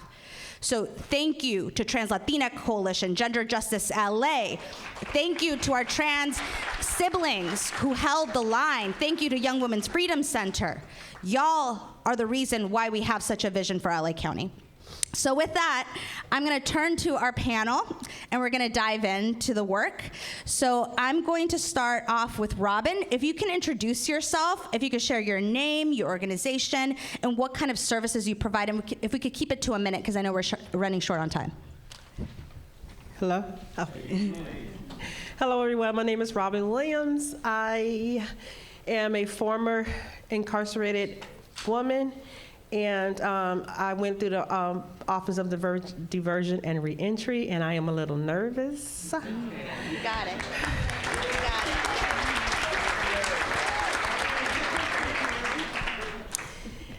it. And I currently work in homeless services, and I am developing my own foundation.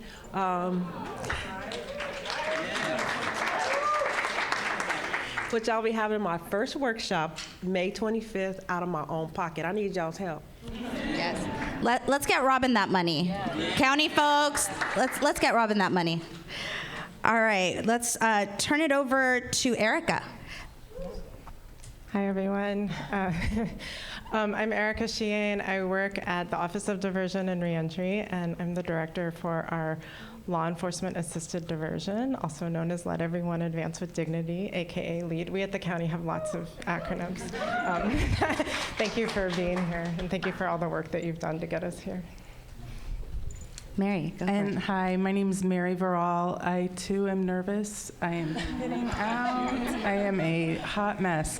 It's great to be here. It's been fun to see lots of familiar faces from different parts of life. I am a licensed clinical social worker and private mitigation specialist, and I'm on the Civil Brand Commission. So unfortunately, I spend some time in our county jails, which I know a lot of the folks here understand how awful that is. So I'll be talking a little bit about that later. Thank you all so much. Let's give them a big round of applause. Let's shake out those nerves. Let's shake them out. Let's shake them.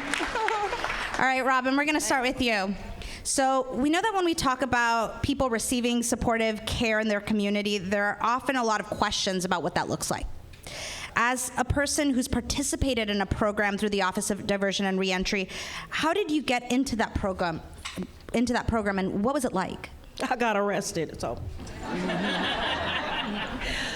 So what happened was, once I was detained, and I use that word loosely, once I was in the system, taking me back, y'all taking me back to a couple days ago. Once I was detained, I was arraigned, whatever, and at that arraignment, I was offered a deal of 11 years. I was like, no. Not for a misdemeanor, but it wasn't for my misdemeanor. It was for my history. I had had at least 17 to 20 arrests prior to that. I ain't a bad person. Those were things that I did. That is not who I am. So what happened was I denied the 11 years. No, I'm not doing no 11 years. So they came back and said, okay. Literally, my public defender said, okay, and walked out the room. I was like, yes, you'll come back with something good. She came back and said, you're looking at 25 years to life. Mama. I was devastated. One, for this time, it was a misdemeanor. I was looking at 25 years to life.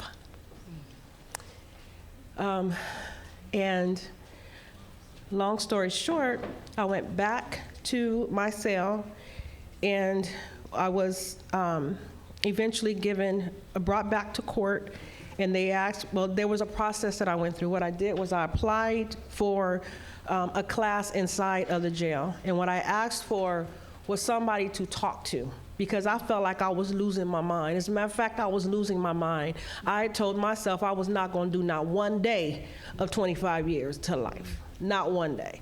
And so I finally said I needed to talk to someone. And when I was afforded that opportunity. That person, somebody came from, I believe it was God, sent someone to talk to me about the Office of Diversion and Reentry. Excuse me. And he's like, I don't think you're going to get it. Because of your history, I don't think you're going to get it. But I'm going to apply. And I was like, okay.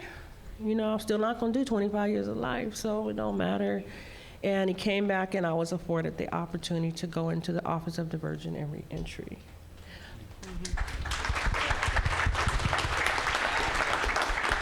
What that looked like was they offered me a year program. I had to do at that time 6 months residential, 6 months outpatient. I did that, and then I did another 6 months outpatient I elected to do because I wasn't ready to let go of the apron strings. And that program changed my life. I didn't look like this, smell like this, talk like this, walk like this 4 years ago. Not me.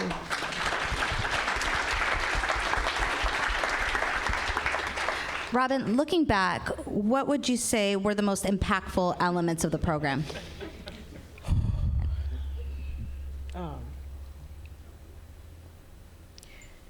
They afforded me an opportunity to take a look at myself. And one of the things that I know, and this is what my platform will be on, is the cleaning up of the unnaturalization of trauma.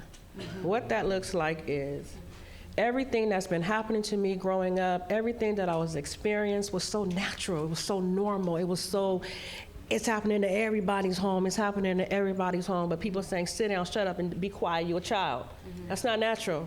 Mm-hmm. But that's how I lived. So when stuff was coming up and things were happening to me and I didn't have nobody to talk to, I was living with those things. That was the person who was committing them crimes, not me. Mm-hmm. That's not what Robin does. Mm-hmm. This is what Robin does. And I'm available for bar mitzvah and seeing the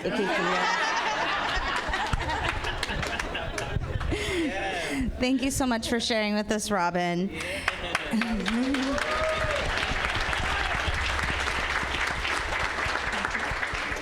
I think I speak for everyone when I say that we're so lucky to have you in our community and not in a jail cell. That's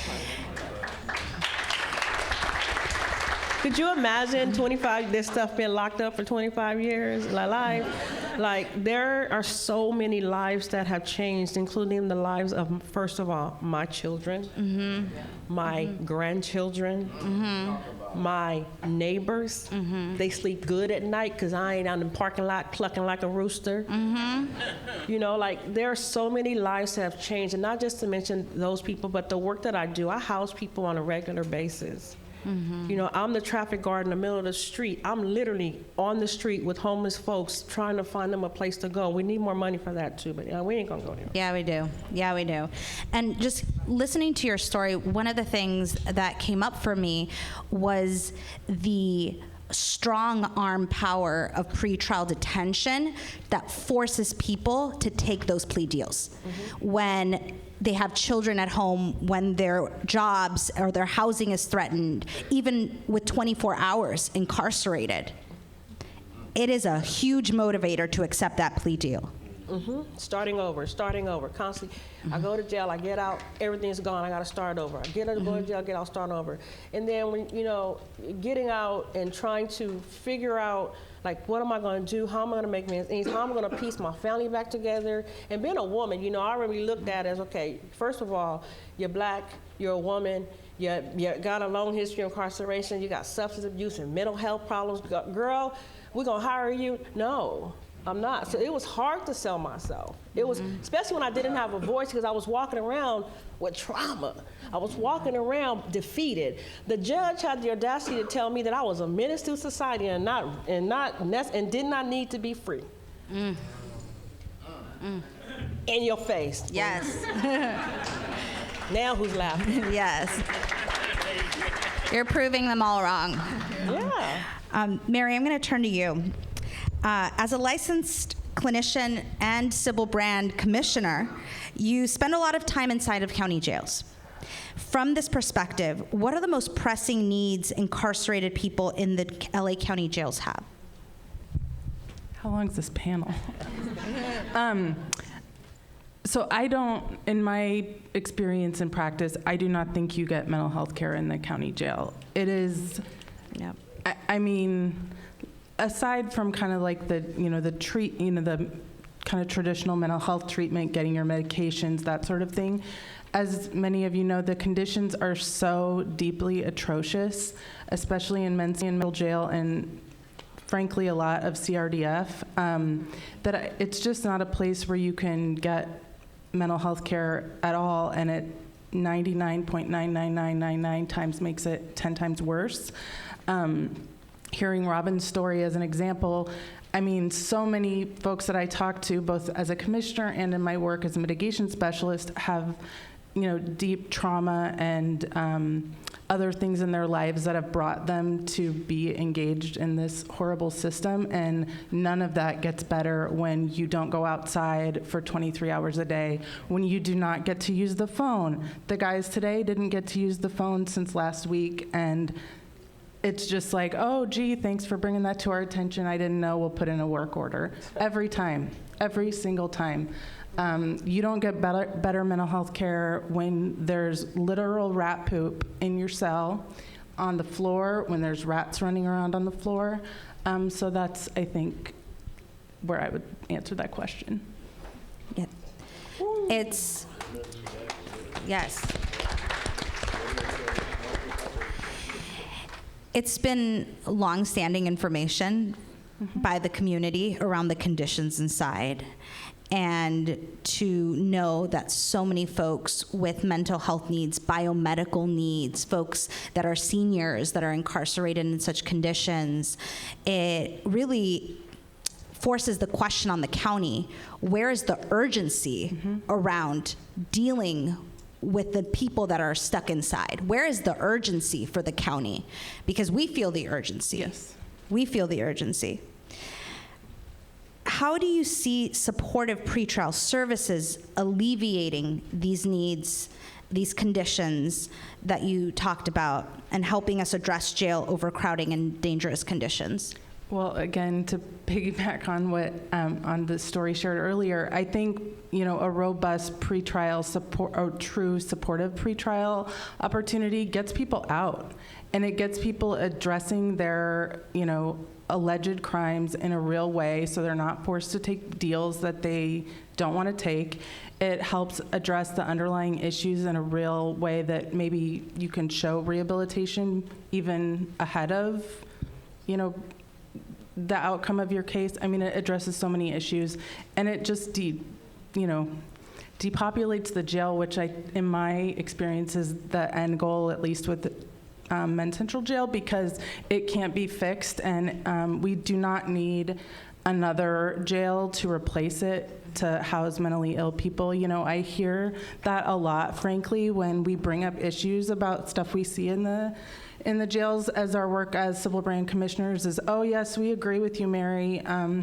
We just need more another jail to put people. That's the answer, and it's not. And I'm really excited to be back in the space with people that agree with that and know that. And I think that's going to keep rearing up a little bit, so we have to keep the pressure on. Yeah, thank you for naming that. And yeah, thank you for naming that. And it's important to remember that Twin Towers, that was built in the early 90s, was built as a state-of-the-art facility, right? It was supposed to be a safer environment, incorporating technology, and now we see it is just as horrendous as any other jail in our county. Men's Central Jail continues to be a center for torture. And so the idea that a new facility could actually address systemic issues that have been longstanding doesn't actually pan out when we look at our history. So thank you for naming that. So 4 years ago, we developed the recommendation in the ATI work group that we wanted independent pretrial services. That was 4 years ago. As of this year, many of us just learned that JCOD will be standing up a pretrial pilot here in LA County. 4 years later, we're starting a pretrial pilot in just one area of LA County, where the recommendation is a county-wide pretrial services system. We've seen some good programming through rapid diversion, but we're still not seeing the robust pretrial county-wide services that we need. What do you think, Mary, are the barriers to pretrial service delivery? Any thoughts on how to address them? I'm not sure what I know it's a big I'm question. We'll put that to the tables. I think it's a lot of the bureaucracy that we talked about with the contracting. I think it's the siloedness of the county, and I think there's a lot of buck passing that goes on with literally every issue that comes up. Oh, that's this, that's that. And they're just, is not the urgency. I just don't see it in the work even that we do on the commission to address problems, even what we're seeing, let alone the bigger issue of getting pretrial. It's just not. There's not the urgency. I don't know. Erica, I'm going to turn to you. How does the LEAD program work, and how do you see it as being a Care First program? Sure. So a little bit about LEAD. It started in Seattle in the mid-2010s, and it's in over 80 jurisdictions across the country. So what we're doing here in LA is an evidence-based model. And it was really a response to ending the over-incarceration of Black and brown folks due to the war on drugs. And as part of that history, really centered at the core of what LEAD does is it's trying to stop arrests of certain communities who are being over-policed due to, as we heard in the morning presentations, due to being unwanted in certain communities. And then putting them, asking them if they would like wraparound long-term services indefinitely. So what that looks like here in LA County is we do work with law enforcement, and we ask that rather than arrest somebody, if they would like to offer the opportunity for the person to be in LEAD voluntarily. It's up to the person. They can say yes or no. And we try to make it easier to get into LEAD than it is to arrest. We try to have a very pragmatic approach. And the response we've gotten from our law enforcement partners is that they also are inclined to refer to us because it's a pragmatic issue. They want to get people into our program. And then once they're in our program, we provide, so many of the services that Robin spoke about is similar for LEAD as part of being an ODR. Just to clarify, our program in ODR is, we're a little bit up on the intercept model. So we're really trying to prevent arrest, incarceration, handcuffs, courts. We're trying to intervene at the earliest point possible because there are certain folks who are being arrested frequently, and some of these things, people are staying in jail for very short amounts of time, so they're not even able to latch on to some of the programs that Robin was offered because they're cycling so fast. So we're really trying to stop that cycle and provide an off-ramp for it. And then once they're in LEAD, they get intensive case management services. Some of the LEAD case managers are here, so thank you. I just want to shout you out for all the work you do. And they work very intensively. We commit to them, like our office has committed to them indefinitely as long as we have funding. So thank you for everybody for getting us funding through CFCI. Permanent supportive housing, motels, healthcare through DHS. We're really trying to have address the root causes of why somebody may be in the community. I know many people can imagine how people are come into law enforcement contact. For LEAD participants, it's those who are extremely impoverished, often using substances, sleeping outside, businesses, house constituents, maybe calling law enforcement, calling their representatives. So we're trying to just make sure that there's an off-ramp, that people don't only have law enforcement or an arrest as the only solution to those problems. When LEAD first started, it was only law enforcement that could refer in. Since 2020, here in LA County and across the country, LEAD sites have decentered law enforcement as the referral source. So we've been very fortunate to partner with community-based organizations, Councilmember Hernandez's office, other city council members' offices who can refer to LEAD directly because they're getting the calls too. So the idea is that we're really just trying to work with people who may be having contact with these folks.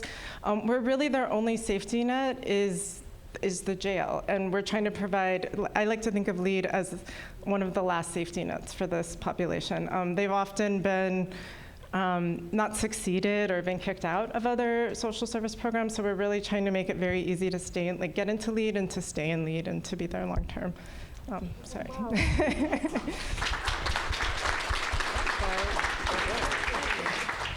Thank you for sharing all of that. And I know LEAD's approach is harm reduction. How does that contribute to your success in connecting people to services, taking a harm reduction approach? Yeah, thank you for that question. So for LEAD, we say the relationship is the intervention. We start off from the gate with the participant, really honoring what the participant wants to do and what they would like help with from LEAD. So there are no, just at face value for harm reduction, there are no requirements to stay sober. There's no requirements to leave a partner that somebody may not want them to be with. There are no requirements to go into mental health treatment. So it's very open, and that we really ask them what is something that you would like to work on, and then the case managers do everything they can to try and work with them on that. And we find that through that process, there's that trust building and rapport building. Many people come into LEAD very skeptical of what we have to offer, or services in general, because they've been let down, understandably so. So having a long timeline and no set pre-requirements or a graduation date really allows participants and case managers to work at the pace that's best suited for them. And then we have amazing harm reduction organizations that we're working with, who are here today as well. So just even to provide the basic needs for people who are actively using substances and are not interested in formal substance use treatment, they're able to access supplies, medications for addiction treatment. And we really find that most of our LEAD participants change how they're using because of all these supports, because of housing and other supports, rather than kind of a more traditional approach. So. That's awesome. Thank you for that.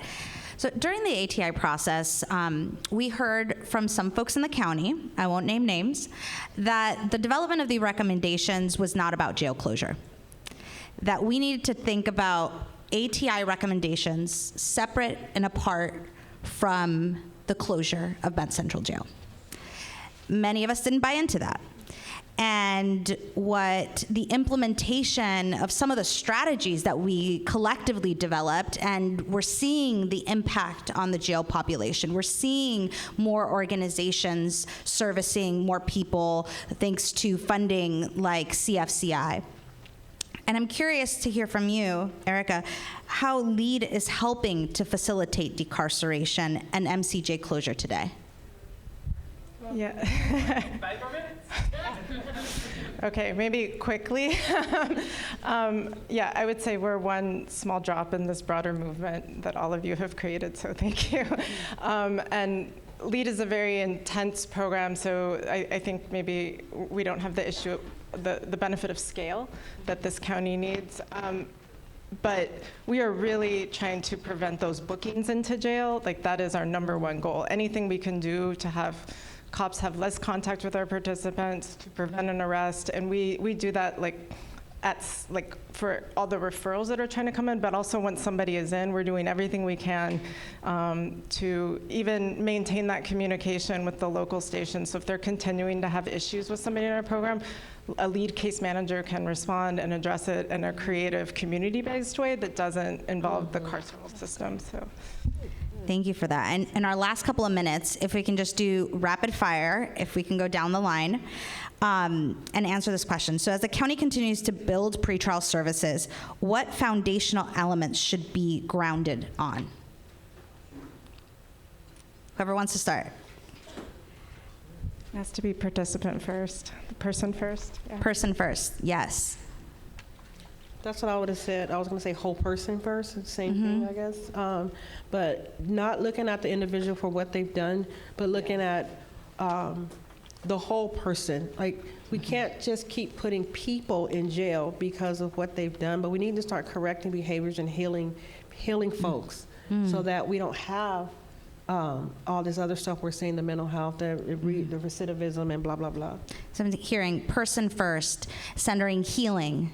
Mary. I would agree with my co-presenters on that, and I think for me and my experience with pretrial and other places is that it needs to be a law enforcement perspective or a non-probationary perspective, because it needs to be focused on the healing and the kind of what the underlying issues are that maybe brought the person into the system. And my experience, that does not happen with law enforcement. Yes, independent of law enforcement, which is in the ATI recommendations, a cross-functioning independent services entity, which we've made some progress here in LA County. We're standing it up slowly, but not fast enough. And so the impetus is on the county to scale up the things that are working, to expand rapid diversion, to expand pretrial services beyond pilot programs. And if ODR is any example, ODR has been the little pilot program that could, right? ODR went from a little pilot program that was ignored for years, doing really amazing work, and has now been able to touch so many lives like Robin and thousands of others. So we really need more urgency, centering people, centering healing, centering independence. Thank you so much to our panelists. If we can all give them a round of applause. And an incredibly loud round of applause for Yvette. This person over here, and then we'll go with you. You'll be number 2. You'll be number 2. And who's number 3? Raise your hand. 3? All right, I'll go with you in the next round. All right, so we've got 1, 2, and 3. All right, can we have your attention? All right, I love the enthusiasm and all the wonderful conversations that are happening in this room today. And so again, let's, okay, let's go ahead and get started. And so MJ, let's go ahead and get started. All right. Hi, everybody. My name is Angelica DeCure. I am actually the daughter of Robin Williams.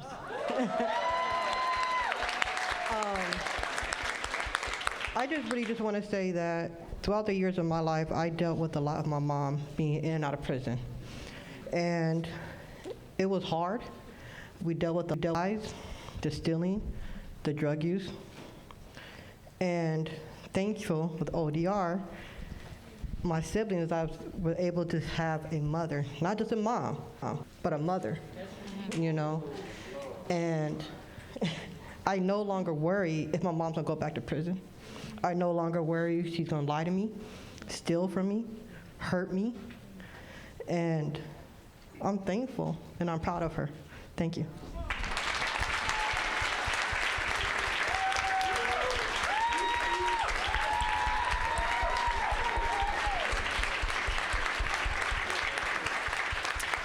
Look, and Robin's giving her the eye. Robin, do you want to share anything? Or you want to take a pause? Let's take a pause. Okay.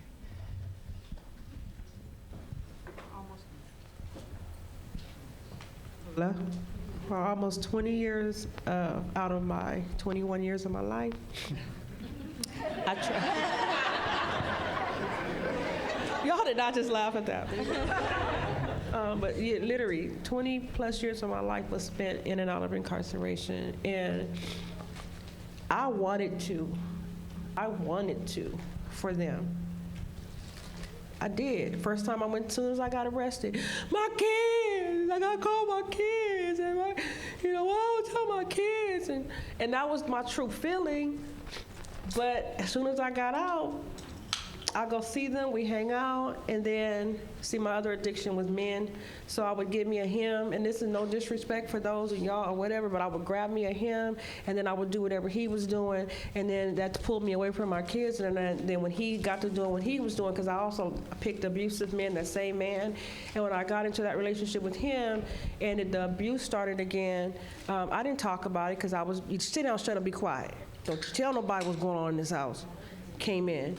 You know what I'm saying? And so I would hang in there and love him and treat him and be the best version of a woman for him because I needed him to stop and just love me like I loved him, and took me away from my children, and then the cycle would repeat itself, and I was back in incarceration. My kids.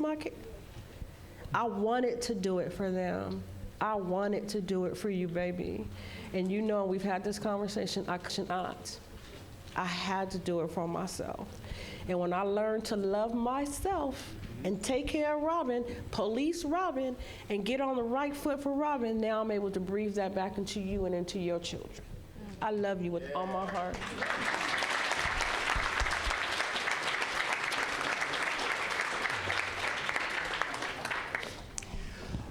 Whoa. Okay. Sorry, y'all. No need to apologize. It's just really real. Very real. Very real. Thank you. And who is number 2? Okay. Right behind you. Hello. Hey, everybody. My name is Trinity. I'm with the Young Women's Freedom Center. Being out here, thank y'all. I was formerly incarcerated, too. I ain't gonna lie. I feel like I'm up there speaking on that panel, like for real. But I wanted to give thanks to the opportunities you guys have for our community. Thank you so much. And I also wanted to ask a question. In the future, do you guys, or do you think you'll offer fellowships or healing programs to young teens and the upcoming adolescents for who are almost or who were incarcerated? And are there plans to expand the LEAD program for youth? Thank you, Trinity. Is this okay? Hi, thank you so much for your question.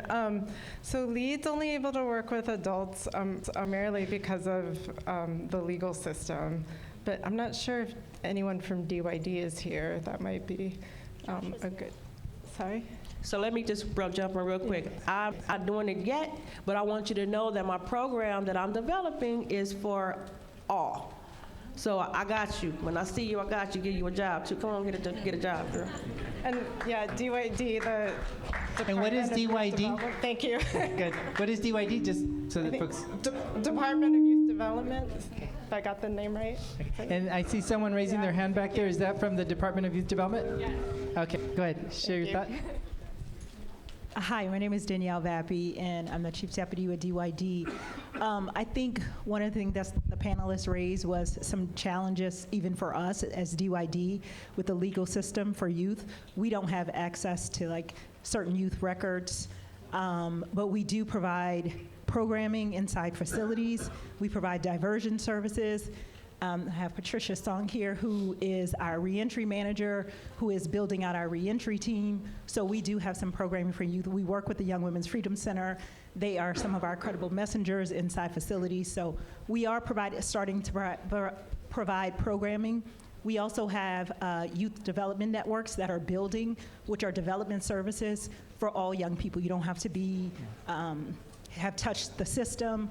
or be systems involved. It is just general general development programming that we're providing. Okay. But Patricia, I don't know if you Trinity, wanna add anything. once you ask your question, everybody's ready to talk to you after the session. So just know that we got you here. All right, thank you. There was, any other comments on that question before we go to another person? Well, La Defensa does internships from time to time. We've done internships through the Reimagine LA Coalition. So if folks are interested in plugging into Reimagine LA, I think I see Megan. Megan, raise your hand. Talk to Megan. We're bringing on a few more interns, I think this summer, Megan, is that correct? Yeah. So we do have internship programs and possibly some fellowship programs that are in development. So we'll be announcing those. Okay, thank you. So we've got like 8 more minutes to go on this piece, so let's keep going with our questions or comments. Go ahead. Yes, again, Alberta Franklin with the Latino Coalition. I want to commend you on the work that you're doing.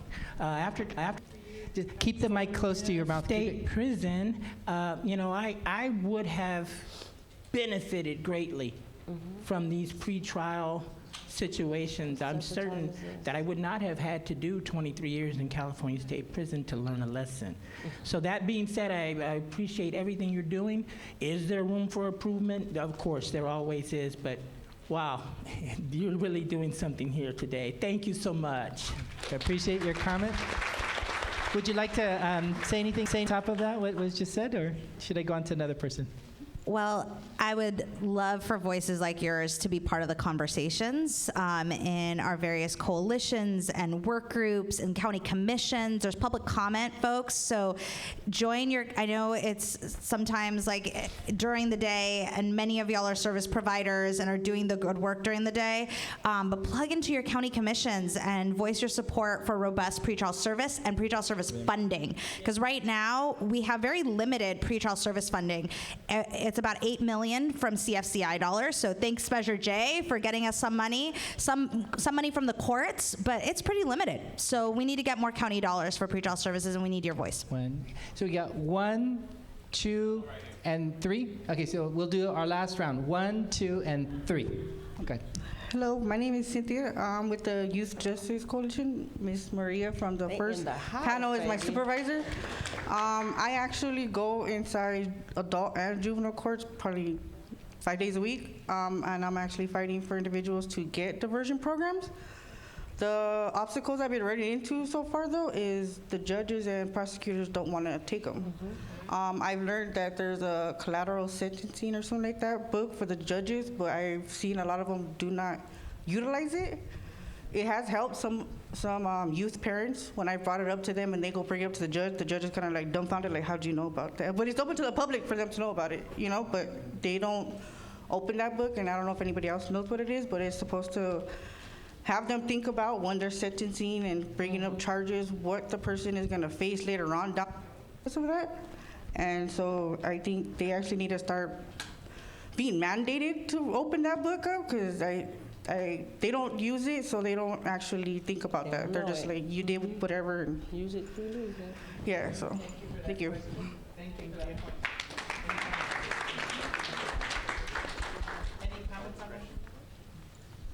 I just say I agree with you.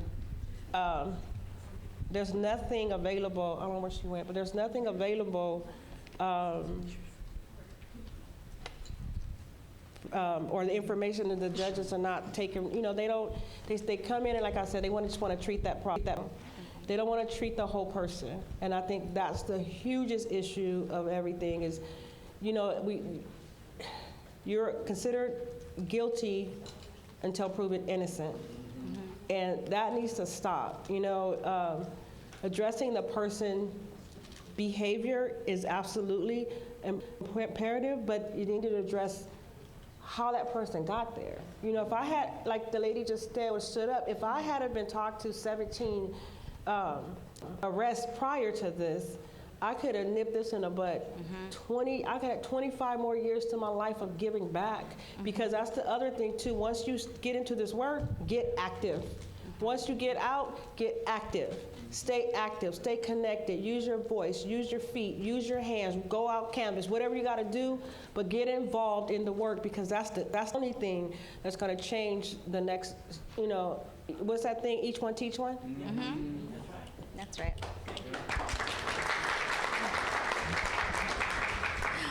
One resource I do want to call out that La Defensa provides is the Rate My Judge platform. It's like a Yelp for judges. So if you've had an experience with a judge that hasn't treated you like a human being, that is not following the letter of the law, go to ratemyjudge.la.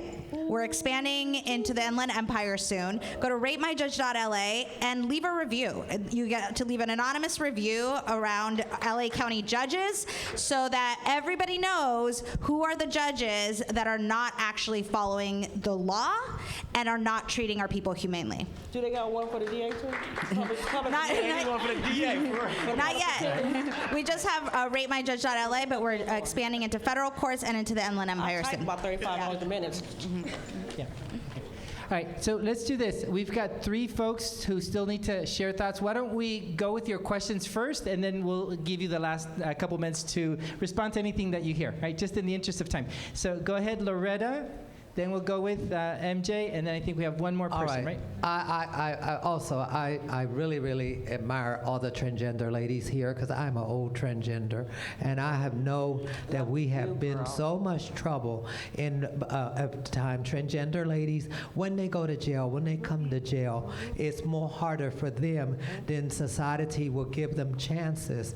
I remember when I went to prison, I went to Vacaville many years ago. Oh, Lord, I love bad boys back in the days, and I did a lot of crazy things. But when I went to, when I came out in Vacaville in the 80s, I remember that they used to have a program with mental health. Now, and then they, after, when I finished, it helped me a lot. But I don't understand, why did they stop the mental health program? That it needed it. It helped a lot of the transgender community, especially a human being, a person like me.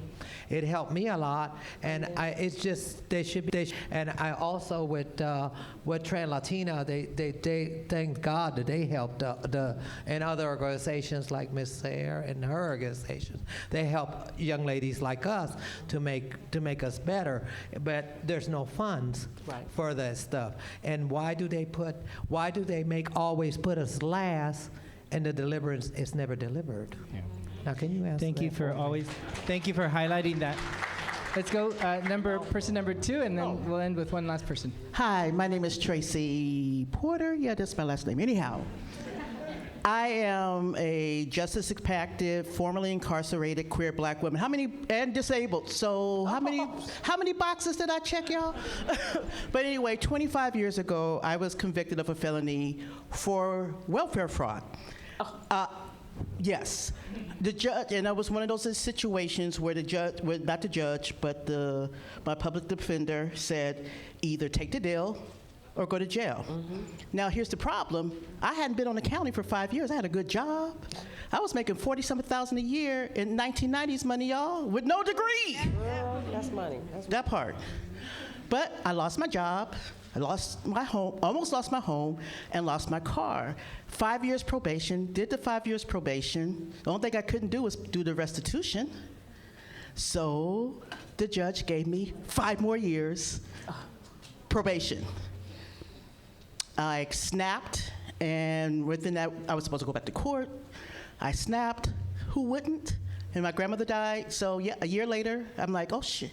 I get pulled over, and I had a friend in the car with me, and I'm like, girl, I'm about to go to jail. She's like, bitch, what you do? True words, bitch, what you do, and who am I rolling with? I'm like, I didn't go back to court. So I wound up in Twin Towers for 13 days, and then, of course, 5 more years. So 11 years of my life for what was technically a white-collar crime, y'all, because welfare fraud. If I was a white person, I probably wouldn't have gotten 11 years probation. But anyway, the problem is that I'm hearing for people like me, because never had problems before, didn't have problems since, but what happens to people like me who never been part of the criminal injustice system, and come out with not knowing what to do because, again, so I applaud all the efforts for the things for people who have been incarcerated, who had drug issues, mental health issues, and all these other things. But we need programs because I don't fit in any particular box, and we think outside of the box. That part. Thank you so much for that comment. And let's go with one more comment. I believe we have. Go ahead. I've been asked to say something because of this judge bashing thing that's been going on. So I'm a judge in the mental health court in Hollywood. And before I was so fortunate to have Governor Newsom appoint me and get that position, I was a civil rights lawyer for 17 years, suing our very county, particularly for lack of mental health care and for excessive force in the jails. But the reason I think I was asked to speak, I just want to say that in the mental health court, I'm in the incompetent to stand trial section, plus the civil commitment section, and I deal with people who are often at the end of the spectrum with mental illness, who suffer from schizophrenia, from schizoaffective disorder, bipolar disorder, who've been on the streets for 10, 15 years, and often having a habit, particularly of methamphetamine, of substance use disorder. And people are brought to my court when they're incompetent to stand trial, and they're on the route to the Department of State Hospitals, and they're on the route to possibly being restored to competency and getting no continuity of care. And the Office of Diversion and Reentry then comes in, and like riding on the horse to save the frail and victimized, I give people an opportunity for mental health diversion, like every day. Yeah. And I see these people who, when they first come in my courtroom, the level of internal dialogue and delusional thinking, and we put a lot of wonderful experts to try to analyze them, and I see their history of AWOL, and being in and out of state hospitals, and so many bench warrants, so many felonies, and the miracle that is performed in my courtroom through the Office of Diversion and Reentry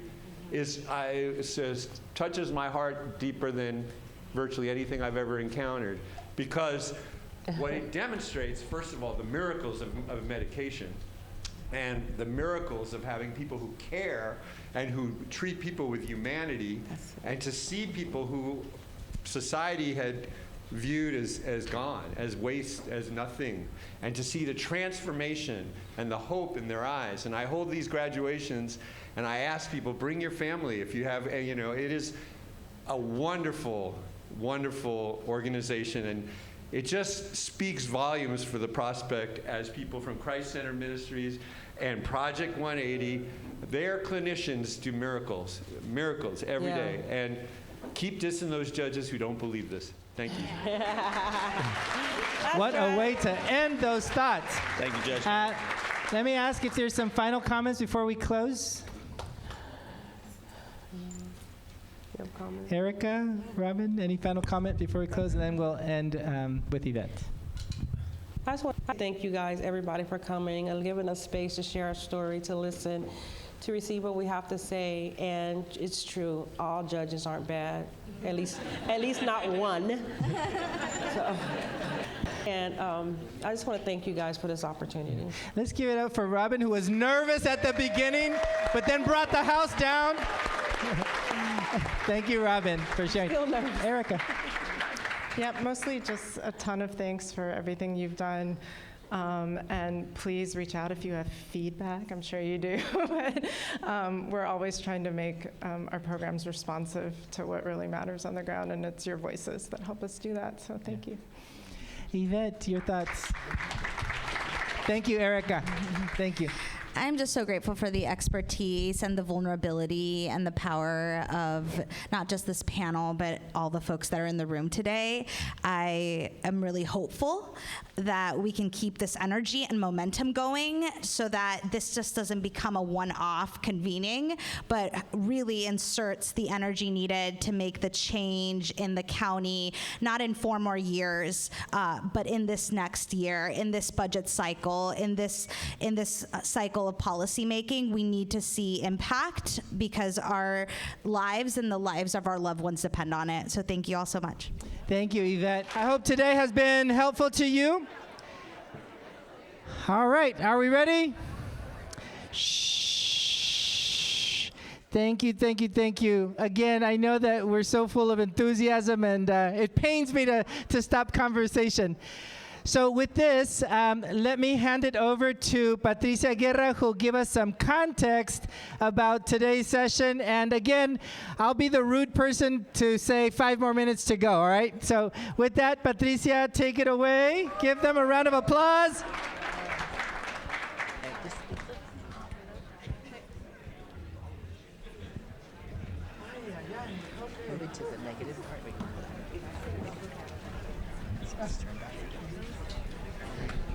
All right, good afternoon. Good afternoon, folks. Okay. My name is Pati Guerra. I am with Community Coalition. Pronouns are she and her. And I am from South Central LA. So I heard earlier Yusef talked about being from South Central. So I love hearing when people are from South Central, have roots in South Central. And so Community Coalition, we do serve South Central Los Angeles since the early 1990s.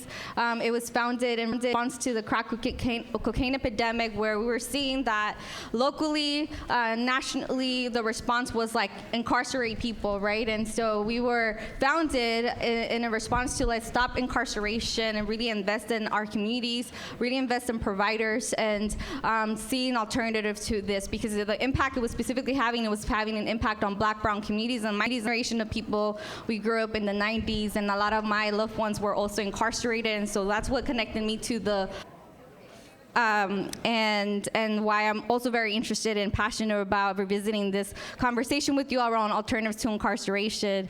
A little bit about the connection to today. I did share with some of like the panelists here. Well, first of all, let me just say the panel before us was like, you know, they were talking about their nerves.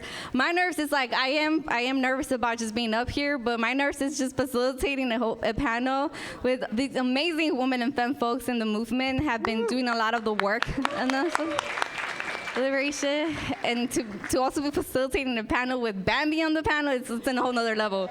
So if I'm sweating, it's because Bambi's in the panel. So I did want to share a little bit around like the connection to the work that we're doing with ATI to one of the campaigns that Community Coalition is doing. So I really appreciate it. Also, Michelle, when you talked a little bit about the data as to how incarceration is impacting women, one of the campaigns that we're doing at Community Coalition is called Free the Land, where in South Central LA, there's other parts of the city where we just have an over-concentration of like motels. And motels are right now benefiting from the exploitation of women and girls who are being sex trafficked. And the response to that has also been, well, let's, in corridors such as like the Figueroa corridor, where I grew up as a teenager, I grew up in the corridor. In those corridors, the response has been like, well, let's bring in more police, right? And like, so there's more hyper-policing in the neighborhood. And what's that contributing to? It's also the incarceration of women, women who might have warrants and women who might have records, right? And but the women that, you know, who are in the corridor have experienced a lot of violence, have experienced a lot of trauma, and have also gone through the child welfare system, right? And so I think one of the issues why I want to revisit this conversation around ATI specifically is because what we are learning and experiencing and seeing how the incarceration is impacting women and femme folks. And so that is the connection to why I was like, yes, it's been too many years, let's bring back the conversation and why we need to have this conversation. So In this panel, we're going to be talking about strategy number 5, which for many of us who represent base building organizations that are directly serving community, it was important that in the ATI process, that community was just involved in every step of the way, right? That it's in order for us to come up with recommendations, it needed to be grounded on the experiences of people with like lived experience and who are most proximate to the problem. And so in this strategy, we wanted to make sure that we also were working towards eliminating racial disparities, and that we were authentically also engaging folks who, again, had our system impacted, but folks were also being compensated in the process as well. And so many of the organizations here, including Transatlantic Coalition, Community Coalition, other organizations like YC, we all facilitated different community gatherings where, and we went to the community so that they could be part of this process as well.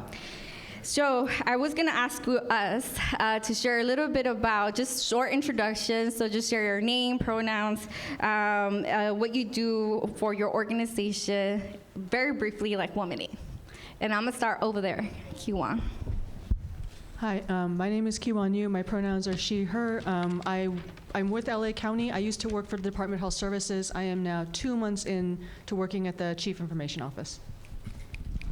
Hi, everyone. My name is Megan. My pronouns are she, her, hers. I'm the Policy and Advocacy Manager at La Defensa and the Coalition Coordinator for the Reimagine LA Coalition. Hi, everyone. My name is Dominique Davis. I'm the Senior Program Manager at Young Women's Freedom Center.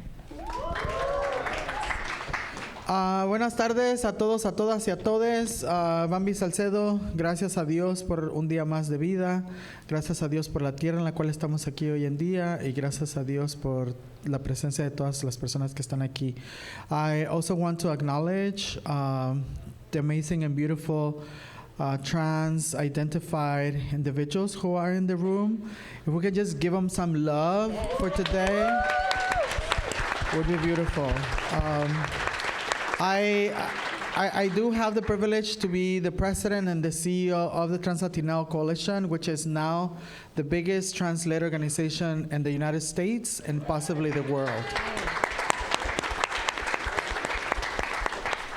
So I'm going to kick it off with the questions. I'm going to start with Dominique first. So as a former community health worker, but also a big advocate for young people, you were instrumental in making sure that young voices were presented in the process. So can you let us know why that was important? What are some of the needs of young people today? Absolutely. Thank you so much. I think it's so important to have young people in the conversation because they're us, you know. We all experienced trauma. We all experienced hardship growing up as young people, and that made or broke the decisions that we made later on in our lives. You know, so if we can get to the root of the problem, which starts with childhood trauma, then I think it allows us the opportunity to address those things before it becomes an issue later on down the line. What would you say are some of the needs for young people as they're experiencing incarceration or just contact with justice systems? Absolutely. I think first you need to start by building a relationship with that young person so you can find out what's going on in their life. I think showing that you believe in them is really important, and investing in their leadership is super important because once they feel like they're valued and once they feel like they're heard, it's less likely that they feel disconnected from the community. They want to invest in the community once they feel like they're made a part of it. Oftentimes, you know, there's this narrative that young people are no good, that young people just want to fight, or they just don't want to do the right thing, whether that be because you're a parent or because you watch other people, or that's what's being portrayed in the media. But our young people, they're so creative, they are so innovative, they know where our future lies, you know. So once we invest in them and give them the tools they need to do what they know can create change, then that's where the real beauty begins. I have one more question for you around, do you have any advice for engaging youth, or specifically transitional age youth, and community members in particular? Well, again, invest in them, in their whole person care. So that means start with the healing process. And it's not something that happens overnight. It's something that takes a lot of time and care and intentionality. After the healing part, you invest in their leadership. You invest in what they want to do, their self-determination, and help them get to their goal, you know? Don't just tell them what you want them to do, but listen to what they have to say and where they want to go and help them get there instead of trying to pre-make a plan for them. Appreciate you. Thank you, Dominique. So we're gonna pass it on to Bambi. So Bambi, the first question that we have for you is that Trans Latina Coalition, you all were a key contributor during the ATI process, right? And so part of what you all shaped, and we heard about this earlier too, like in the panel, but you all were instrumental in shaping like recommendations that really challenged the notion of like services coming from like law enforcement or probation to ensuring like services were coming in based out of service providers to build out more of a gender responsive approach. And so I had a question, like why was that important like in the process for you, for the Trans Latina Coalition, for your members, and what has been some of the progress? Well, I don't know about progress, but first I want to acknowledge that when the ITI group started was under, and I'm sure this was already discussed, but it was under the leadership of Dr. Ross, and I see Mr. Naka also here, who was part of the ITI group, and others, right? And so I guess it's important to also mention that the ATI came out of Measure J, right? And I'm sure they already talked about that, right? Sorry, I missed the morning. I wasn't here, so I don't know what you all talked about.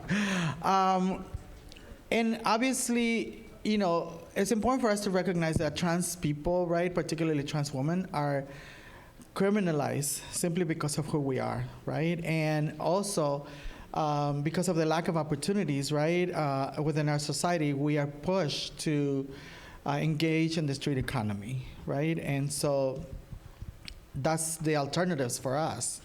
And so when the Trans Latina Coalition was part of the core group who made sure that Measure J went through, and then subsequently the ATI work group, obviously we wanted to make sure that the needs and issues of our community also were brought to the main issue, right? Because it is time that we invest in the livelihood of our community, right? I think it's important to recognize that trans people have been neglected and forgotten and pushed to the side for many, many years. And the good thing, I guess, is that there are organizations like the Trans Latina Coalition and others, the unique point of refuge. The Unique Point of Refuge, for instance, the TGMB Project, Gender Justice LA, the Unique Women's Coalition. There are other trans-led organizations, right, that have been doing this work with no resources. And because there was this opportunity, we wanted to make sure that that we will bring our issues to the forefront, right? And so it's important to us to make sure that we continue to do what needs to happen for us to have a better future, right? I think it's also important to recognize that we are at a pivotal time, and I think it's been like 5 years since all this work has been happening, specifically it's 4 years because Measure J passed in 2020, but now we are at a pivotal moment, and I think it's important for all of us to understand what needs to happen and really to invest in the future of trans, gender nonconforming, and intersex people. Appreciate you, Brandon. So I have a follow-up question. So I was sharing with Bambi about a little bit more about like the campaign work that we're doing at Community Coalition specific to the Free the Land campaign, and how just this last quarter since January along in South Central along two major corridors, Figueroa and Western, there's been already 4 murders of folk in these motels, right, or folks associated with the motels. A woman, folks who are being sex trafficked, and one of the folks who unfortunately just a couple weeks ago was murdered was a member of Trans Latina Coalition, trans Latina woman, early 20s, and it's a big issue like in our community. So I think because we're not gonna go too deep into progress, but like wanted to talk into about like what are the challenges, what needs to happen in order for trans people to have a better quality of life. So I think it's, some of you already know, right? But it's important to recognize that institutional violence translates into interpersonal violence, right? And that's why we get murdered, because of, policies that are, that are made specifically to criminalize us, right? I don't know if you all know, but across the United States, there are about over 500 bills that are specifically targeting LGBTQ people in about 33 states.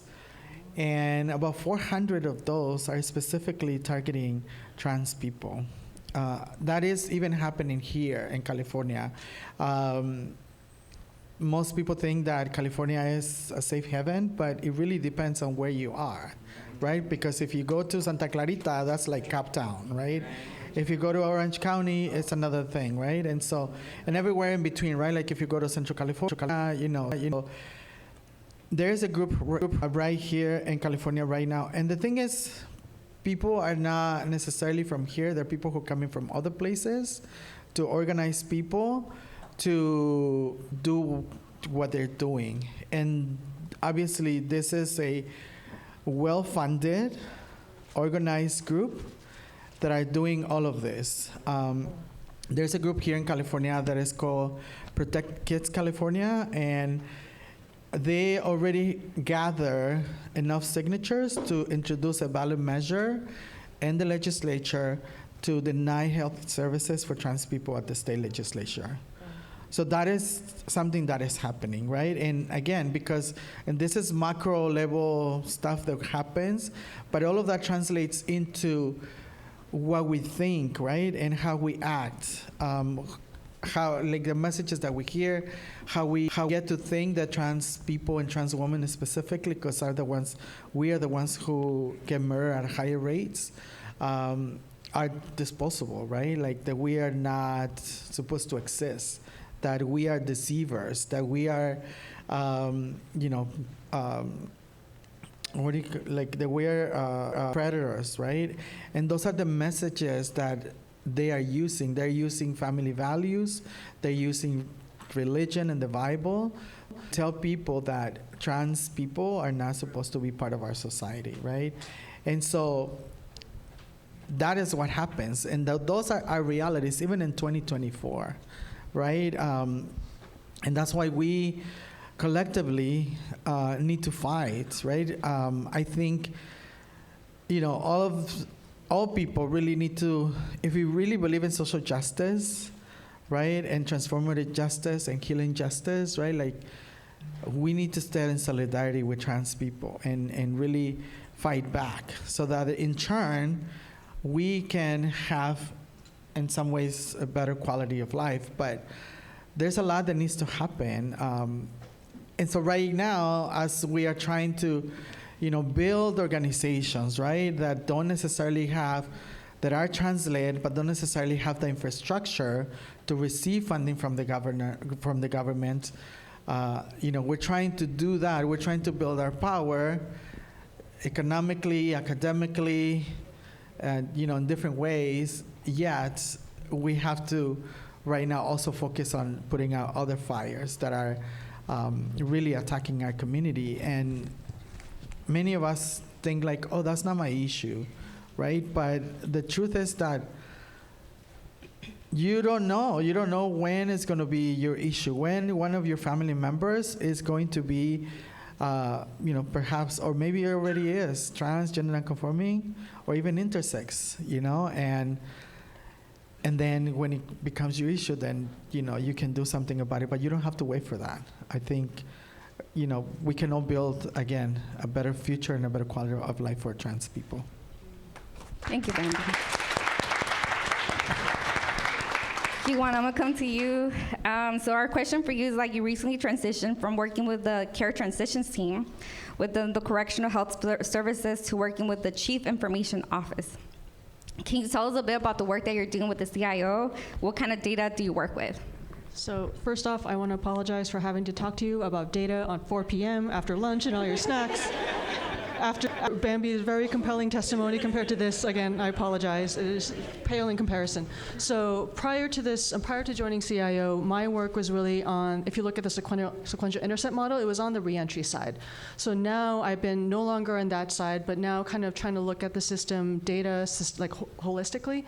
And one of the first, and I'm only 2 months into this job, so there's so much more to learn, but what I'm learning is that, and I've inherited the pretrial data project that many folks in this room have been helping us kind of nudge us to get to the point where we are now. So one of the things we're trying to do with that is seeing what we can do with more data. So by that, what we're looking at now, with the power of technology, we're able to connect the folks that we're trying to serve across the various data systems that we did not realize were the same person before. So the Chief Information Office, what I'm learning, the power that they have is the ability to receive all this data from different departments, and we can try to piece together what systems they touch or not touch. Did they touch the DPS? Did their Medi-Cal get activated? Were they, there's a touch in HMIS for their loss of services, what have you. So now what we're trying to do is figure out, okay, we know like kind of a picture of what the pretrial population looks like, but what can we do if we look at it over time? Can we see people with different characteristics of interest and we follow them? Do they have different outcomes if they were in different types of programming? So that's kind of the new orientation we're trying to switch to. This is all pending board approval. I'm learning that I have to say pending board approval for everything now. But the hope is that once we're allowed to do that, we can have a better idea of who we're serving or who we're not serving and what programming actually works. So that's the big kind of goal. The limitations, of course, there are so many, is that we're only currently connected to mostly county systems. And as we all know, a lot of the folks that we're trying to serve often don't touch those county systems, often on purpose or because the barriers to care are so high. So it's how do we incorporate community-based data better, but also how do we remove some of those barriers to the stigma that's been built up over generations. So I think that's the task for all of us in the room collectively. But I do think the data part is something that we're hoping to delve a little more deeper into to gain better understanding and seeing how can we drive reform this way. A follow-up question. Yes, give it up to Q1. So a follow-up question to you is what do you see as a role of data transparency in program implementation and also partnership? So I think one community partnership is so critically important because this field is so complicated. There's no one person that can understand the entirety of the system, and plus it changes all the dang time. So in order for us to stay on top of it, we collectively have to pay attention and understand where we need to focus more attention, where do we need to change our practice, how we collect data. So I think to do data analysis well, you have to be in close communication with the people that not only you're trying to serve, but are equal or stronger partners and have been doing this work for longer. What was the second part of that question? Sorry. Yes, you were alluding to on the partnership. Oh, okay. And the transparency part is also what we're trying to figure out is, I think the will is to share data. I think the question is which elements specifically to make sure that we don't want this data sharing to inadvertently expose people who did not want their data shared. And I think that is a huge responsibility on the part of the county to balance the transparency, but also the privacy and very sensitive information about our folks, and how do you do that responsibly. So I think it's a matter of detail. I think the will is to share, but I think it's how do we do it in a way that does not cause harm. That's right. Thank you, Kiwan. And another powerhouse in the panel is also Megan. So Megan, I'm gonna pass it on to you. A couple of us already referenced Measure J, and which is also a big win for our community, and much love and shout out to the voters for passing Measure J, which passed in 2020, November 2020. It does require LA County to spend at least 10% of its general funds on social services and jail diversion programs. It was a historic win for LA County. Can you tell us, can you tell us a little bit more around like what were some of like those wins, but also like now like what's the current landscape as it relates to Measure J?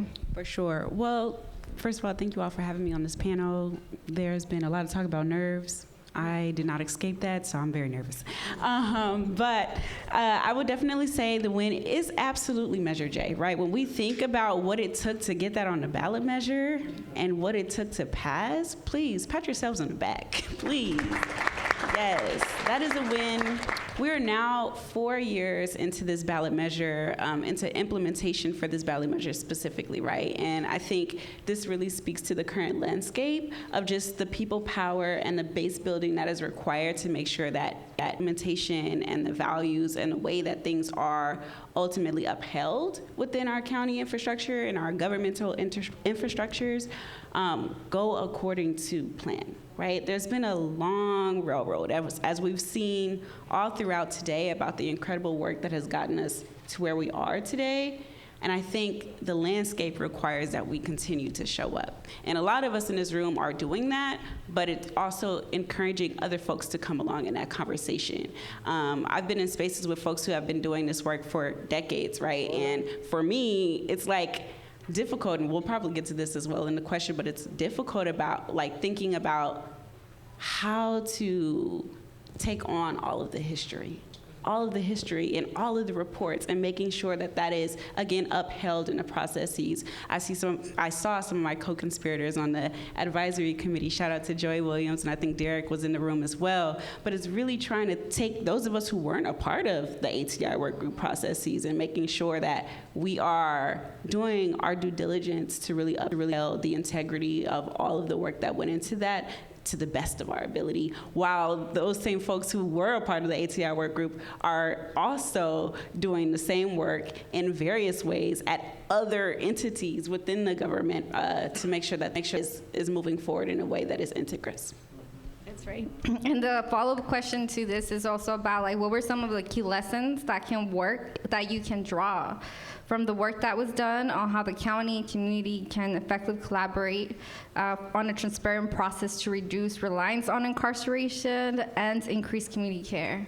Yeah, I think this has been uplifted and modeled very well today specifically, but definitely relying on folks that are directly impacted, right? And not necessarily just propping them up, right? But also making sure that they're resourced to do the work, and then being willing, ready, and interested to actually engage in those conversations and then listen. Right? What does it look like for us to actually listen? And I think that's something that the county is still working on specifically. All of our government entities are still working on. But ultimately, that is something that comes up for me as one of the things that we can continue to do and should really continue to scale up. The other piece that I think, and I think you kind of asked this question, but the other piece that I think is going really, really well is the partnerships with the third-party administrator, right? That is a new system that has been really pushed forward by a lot of advocates and community-based organizations around how to really reimagine what the county contracting processes can look like, right? As we are doing incredible organizing to really draw down the resources from our government entities, how do we make sure that it actually gets to where it needs to go? And part of that is really disrupting the contracting processes and really all of the barriers that go into that. And that was spoken a lot about by Maria, but certainly thinking about the third-party administrator as a mechanism for making sure that the resources are getting down to the ground in an equitable way. And also shout out to the M&E Foundation, who has done an incredible job with the Measure J funding and CFCI funding and making sure that smaller CBOs who are often overlooked also have the technical assistance to be ready and primed and prepped and first in line to receive grants from the county. Beautiful.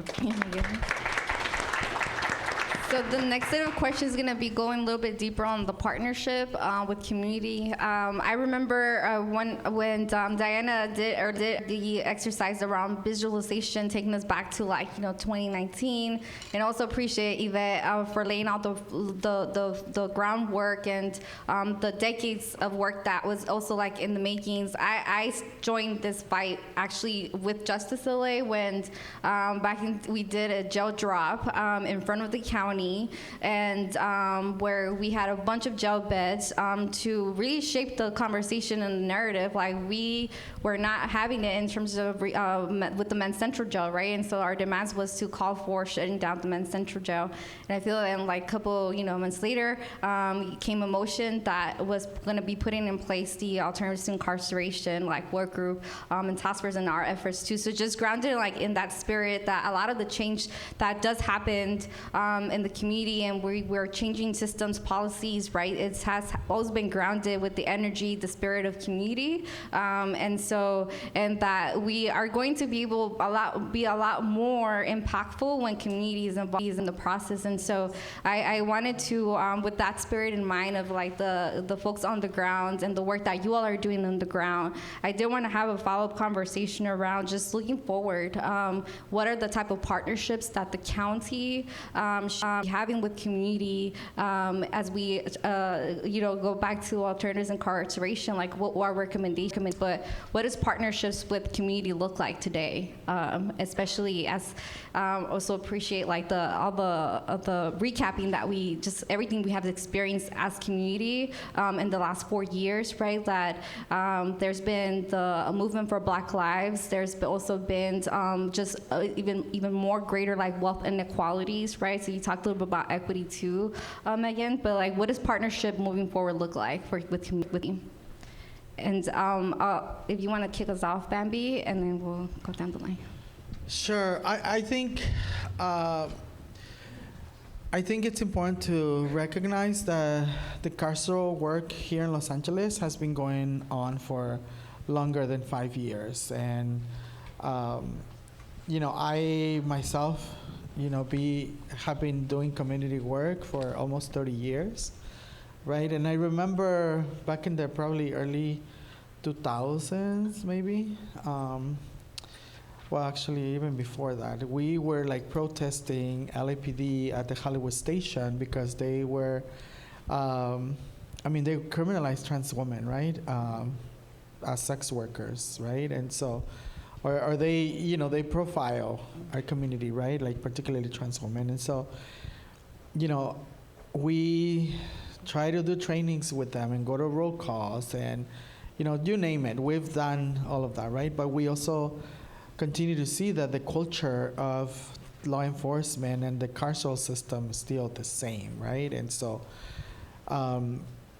we have to do things differently, right? And so here we are today. But there are a couple of things that we are doing as an organization in collaboration with other translator organizations, a few of that I just mentioned. So I'm not sure if there are department directors here, but we have started an initiative to ask the Board of Supervisors of the county, right, to invest in trans lives here in our county specifically, right? Because even through CFCI, right, we are on the 3rd year, and I don't know how many trans-led organizations have had the ability to have access to the money that we advocated for, right? I remember the first year they allocated $1 million for LGBTQ organizations, right? And so out of the first $100 million, it was $1 million, right, allocated for LGBTQ people. And to my knowledge, no trans-led organizations got funded. We were lucky to apply the second year, and we were able to get some funding. Mm-hmm. But also, Amity was reaching out to us, asking us, do you know any other trans-led organizations? Yes, of course, but they don't have the infrastructure, the They don't have the personnel, right, to be able to do the work. They're like, everybody's volunteered their time. Everybody is like stressed out and stretched out, right? And so we're hoping that there's a better outcome there. But the Trans-Latino Coalition, in collaboration with translated organizations here in Los Angeles, are asking the county Board of Supervisors to invest $7 million into care coordination. And we initially said a Trans Wellness and Equity Fund. We wanted to do the same that we did at the state, at the county level, but it's not going to be a fund. It's going to be a care coordination. I forgot what we said. What is it, Byron? Care coordination? Programs and services. Care coordination programs and services. So basically, that's what we are going to do. And we are also asking the city to invest $3 million for a total of $10 million that will go specifically to support these translated organizations to not just build their infrastructure, but also for them to be able to support members of our community, the people who they also provide services to. So if there is a county head here, what we need is, or a director of a county department, we're asking the different directors to do an unmet need letter so that we can get some of the resources. We're trying to get money from whatever it's going to be. Like, we don't know where it's going to come from, but the money is there. And I know that people are saying like, oh, the state is in a deficit and all of this, like, but trans people are in a deficit every single day. Mm-hmm. And so we need to make sure that, and $7 million is like, it's como quitarle un pelo a un gato, right? It's like pulling like a hair out of a cat, right? There's nothing. Comparably to a $40 billion budget, right? And so we all need your support. We need for you to show up. We are doing a rally on May 1st, and I know that people are like, oh, we're going to be at the May Day March, whatever. Like, we can do a lot of things at the same time. So you can choose to whatever you want to come to, but if you want to show to a rally on May 1st, 9 o'clock in the morning, we're going to be there. And also, it is time. You can call the supervisor, make public comment, show up, write letters of support. We're going to need all of you to show up and to really understand the importance of extending solidarity with a community that has been one of the most marginalized and one of the most oppressed in history. So I think that's a way to show your collaboration. Yes, the same question for you too, Dominique, and it's like specifically for how we continue to involve young people and center young voices and their experiences as they are experiencing the justice system. So the partnership. How do we continue to involve young people? Looking for, yeah. I think it's important to note at this point, the young people, they have a voice and they're using it out here right now. It's up to us as community members to invest in them by showing up at these Board of Supervisor meetings and letting them know to free the 50 girls who are currently incarcerated in Los Padrinos, who are awaiting either pretrial services because they cannot bail out and for whatever reason they cannot go home to their parents. Invest in these young people. Use your voice to support them with Board of Supervisors and let them know that in 2020 that they also signed some measures to free those girls, and they're still inside. They're still being raped. They're still being beat up. They're still being pepper sprayed. And to just show up for them. So Board of Supervisors is one way. We do family finding with a sister organization of Young Women's Freedom Center called Beloved. So if you're interested in hosting a young person who is experiencing just a hard time and needs a space so that they don't go back to harmful systems, please get with Beloved Community Housing to support some young people that way. When you hear these narratives about young people that basically like the 90s, like they're super predators. You know, negate that. And if you feel that way, talk to a young person and see see how they're feeling, see how they feel about the world right now, see how you can support their leadership. And then finally, I would say, just to invest in young people's growth and development. If you have a talent, if you have a skill, if you do podcasts, you rap, you do hair, find some young people who are interested in that and feed into them. And yeah, that's what I would say. Thank you, Dominique. Indeed.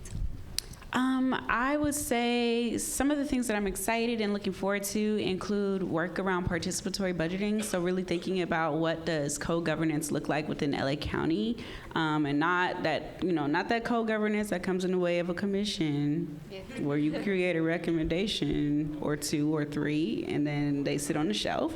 We're talking about real co-governance, right? Where we get a say in our county's budget, where we get a say in how we should spend our tax dollars, and where we get a say in how transparency and accountability is done within our county, right? So that's something that I'm looking forward to. We can expand the work that we're already doing within the Reimagine LA Coalition. And really big shout out to the RELA Coalition members. I see y'all, I love y'all.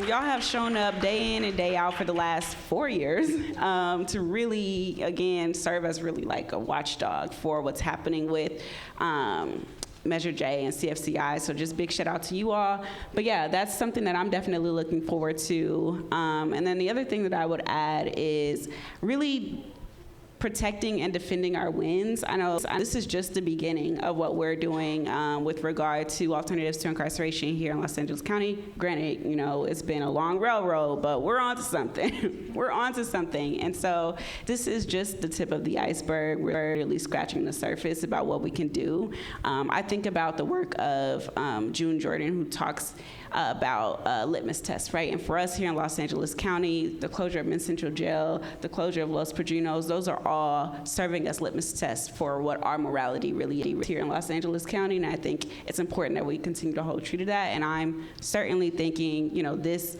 is, again, just the beginning for some of us in this work, but it's also really serving as a reminder of all of the work that's ahead. And I'm hoping that one of the original questions was around commitment, right? And I'm hoping that leaving here, we all feel very committed to making sure that we're moving forward in a direction that really allows for our folks to be free. Thank you, Megan. You want? I think as the only county representative here, I think it's talk less, listen more, but also actively seek out input. Don't just wait for people to come to your threshold that just know your email somehow or your phone number. It's how do you really seek that input and not just say you're about that input. So hold us accountable. Appreciate you. And well, just to close us out, so we'll pass it on to Rigo. So at Community Coalition, we also have the slogan called Unity, Struggle, Unity. And I do believe the ATI process really, really like honored that. Like we came into the space for ATI, united around a vision to find alternatives to incarceration.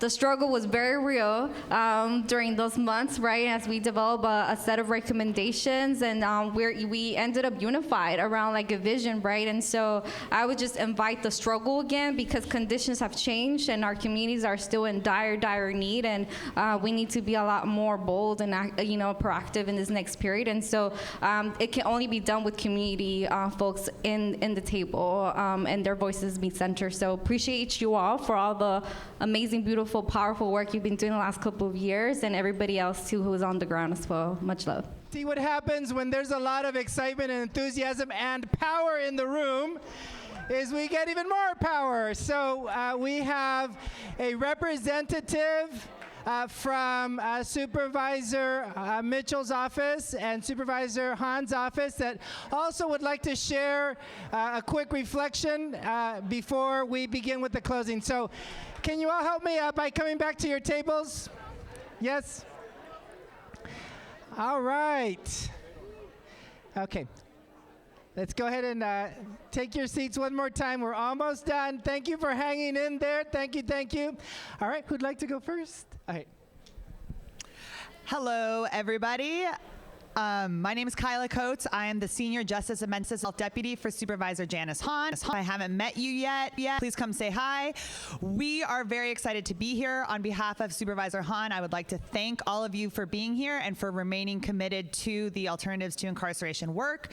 Supervisor Hahn is also still remains committed to Alternatives to Incarceration, and I was asked to specifically make a commitment.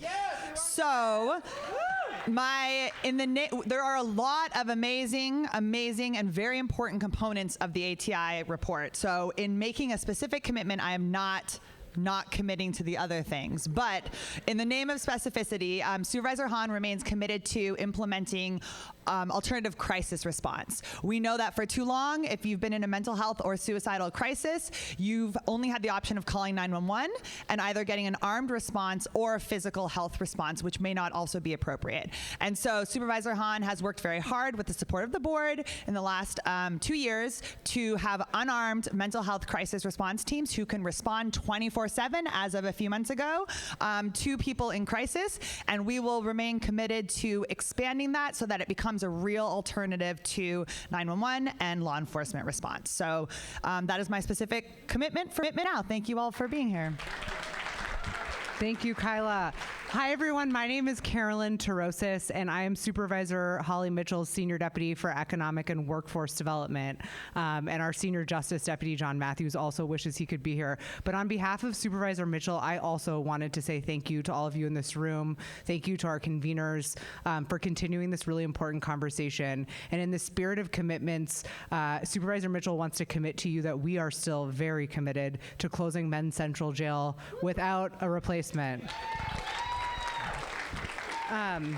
I also wanted to say that we're, of course, committed to implementing all 26 of the ATI recommendations, but something that we've been working on, a little bit of a preview, is really to ensure that we have really quality data to measure the work that we're doing together and to ensure that is transparent data that's publicly accessible.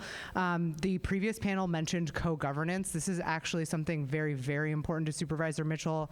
We're doing a participatory budgeting pilot in our district. We want to expand that work. And we also want to make sure that we're making policy that centers those who have been harmed by government. And so those who have been harmed by the justice system, we really need to get back to that work of centering race, gender, identity, ensuring that jail depopulation are metrics that we're looking towards and measuring, reporting out to all of you. So I wanted to express her strong commitment to the work that's still to come and the work that's already been done by all of you in this room. Thank you. Thank you so much. So I'm hearing a commitment to all 26 recommendations and definitely to the alternative crisis services, metrics. And I had to turn to Dr. Ross and say, did they say also the closure of Men's Central Jail? And I did hear that as well, right? Awesome. Thank you. Dr. Ross.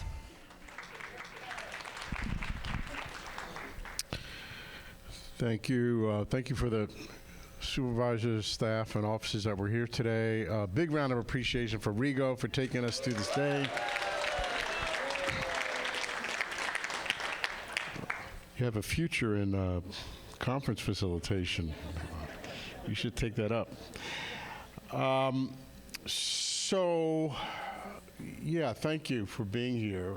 4 years was too long, was it not? To go without having this conversation.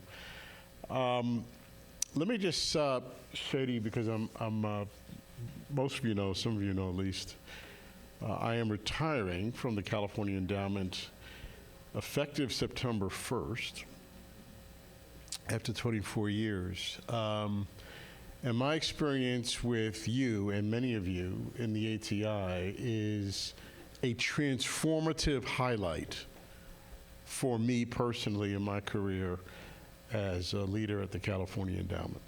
Right. And it's transformative because of with all of the gaps that we heard about and some of the frustrations that we heard from the panelists. I think the panelists were marvelous today. The passage of Measure J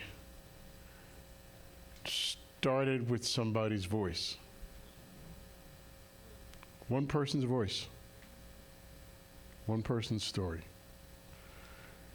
The ATI, the idea of the ATI, and the recommendations that report starts with somebody's story. The decarceration of juveniles in the juvenile justice system, the reduced population at MCJ, funding going to, millions of dollars of funding going to community-based organizations who need more, but all of that starts with somebody's story. Somebody who's been impacted at the point of injustice of this system, right? And so, how powerful is that? Right? It is the most powerful thing I have experienced and witnessed in my 24 years at the California Endowment. It's how you take a system that Professor Kelly Lytle reminded us has 200 years, 300 years in the making, right? So what we did today was to remind ourselves that transformation of this justice system will not be given to us by somebody who's nice. That is the power of voice and the power of trauma and pain and oppression and lack of dignity, but also the freedom dreaming that people speak to, and collaborating and coming together around those voices and around those stories that is going to make the difference. Always has and always will, right? So it sounds on whatever has gotten us this far, we need to double down on that, right? Whatever that looks like, right? And so what I'll do between now and September 1st when I leave, my commitment, we're gonna move forward at the California Endowment. We're gonna get Hope Village done. It's not gonna be built by the time I leave, but it's gonna move ahead, right? As a living embodiment of how people's stories and their lives can impact the system and be a standing, living, concrete example of an alternative to incarceration, right? So we're gonna get that done. Secondly, and I'm gonna need some help here, Rigo and Vera and the planning team. We need to take what we heard today and feed that back to each of the 5 county supervisors and the county CEO, right? We said, this is, we met after 4 years. Here's our assessment of the progress. Here are key gaps that need to be doubled down on in the year to come. And we need to have, as we heard from Judge Espinosa, there needs to be ongoing, accountable commitment to the work of the recommendations of ATI. We just can't wait for another 4 years to gather in this room to do a report card. Okay? There needs to be an ongoing accountable mechanism, right? And then lastly, I will meet with each of those supervisors and the CEO between now and the time I leave, and I will do my best to channel your voices in those conversations. But I know you have my back on that. I got your back on what you're trying to do, right? I can't certainly be the only voice, and we can't let that happen. But I will do my part to make sure that happens before I ride off into the sunset. So those are the thoughts I have. I want to share with you my wonderful colleague and friend, and the person who pretends that I'm her boss, Temu Jones, sent me this beautiful quote from James Baldwin that reflects the ATI process and all of the voices that have been heard. And reads as follows: the longer I live, the more deeply I learn that love, whether we call that friendship or family or romance, is the work of mirroring and magnifying each other's light. Gentle work, steadfast work, life-saving work in those moments when life and shame and sorrow occlude our own light from our view. But there is still a clear-eyed, loving person, each and every one of you, a clear-eyed, loving person to beam it back. In our best moments, we are that person for one another. How beautiful is that? That's what you all have represented for the most impacted, oppressed, marginalized, voiceless in this community. And you are making serious and significant and meaningful progress. And we just can't drop the ball on this. We got to keep going. And as long as you have me, I got your back on that. And I just want to thank each and every one of you for spending this day to remind ourselves about love for one another, what we need to do to transform this system. Thank you.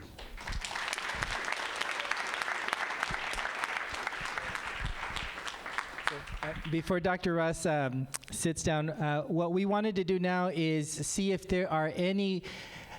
At this time, back in February, when we were building consensus, each of the work group members for the ATI supported in a very strong consensus the recommendation. So this is the list of folks who were there as voting members, and we would like to see if you are called upon or motivated to share what your action commitment is. Some folks have already had to leave, but if I can see if Herb Hatanaka is here, you raise your hand. Would you like to share maybe your commitment? And there is a mic coming over to yours. And if we can do this in 30 seconds or less, or a minute or less, so we can get through it before. Hint, hint, Herbert. So I just want to thank you for putting this together. I'm at a point in my career, I'm just thinking this has been a movement, and you just have to be inspired by just the collective, because we all know this has to be a collective effort, and I'm really impressed by the breadth of involvement here and smart young people, and passionate and committed. For somebody like me in my point in the career, I just say, as the organizational head of special service work groups, I have people that work for me that are so committed to this effort, and so I got your back. Right? Yeah. Thank you all. Thank you. Peter Eliasberg. And a strong commitment is something like, I will do this by this date. So, Herb, would you like to modify your commitment? Because Dr. Ross just put the standard there. We're in it. We're a large provider. We provide the entire array of reentry, pretrial, diversion. And then, so you'll remain committed to that service, those services. Yeah. Awesome. Ask you, Peter. I'm Peter Eliasberg. I remain deeply committed to these principles. I've been working on these issues I know there are a lot of people who've been working on them longer, but I've been doing this since at least 2012. Mm-hmm. And I think the work group's work was amazing, and the recommendation's powerful. I am frustrated. I'm pleased of some of the progress, frustrated there hasn't been more, but I guess the one commitment I can make, I litigate. I have cases involving the LA County jails, and I will continue in every possible opportunity I have to remind the courts, the county, that the problems that exist in the jails legally will be vastly relieved if we reduce the number of people in the jail dramatically, and certainly dramatically reduce the number of people with mental illness in the jails. And I'm guessing the person from the Sheriff's Department who's sitting next to me will agree with that. So, thank you. Good. Karen Lane, or someone from, are you here? No? Okay, let's go over to Brittany Wiseman, back there. Congratulations on your retirement, Dr. Ross. And thank you for your service and your tenure across California and really the nation. My commitment would be that because everything that we did together 4 years ago remains as relevant today as it did before, and because there are so many new people in the room today, I think we all know 3 or 4 agencies or colleagues or other leaders in other departments that aren't quite aware of what this work is and what we've all been doing together for so long. So my commitment is to continue to share the word about ATI. I mean, I have members on my board of directors in Hollywood now who have only heard of ATI recently as we've reconvened in this year, 4 years later. So if we can all keep up the spirit and direct folks to the original report, which is tried and true as we ever put it together, I think that's going to create a larger movement, because the contracting conversation, the community collaboration, all of that rings so true. And we have so many more like-minded people that didn't make it today that could be part of this call to meet with the County Board of Supervisors, the department leadership, et cetera. Thank you so much, Brittany. I know Council Member Ulises Hernandez was here earlier today. Is anyone here representing? All right. She brought the house down anyway at the beginning. So, and then the DA's office, either DA Gascon or Laura Jane Kestner. Someone right here. Hi, good afternoon. I apologize that the DA is not available to be here today, but I am his special counsel, Shalon Joseph, and I'm here representing him.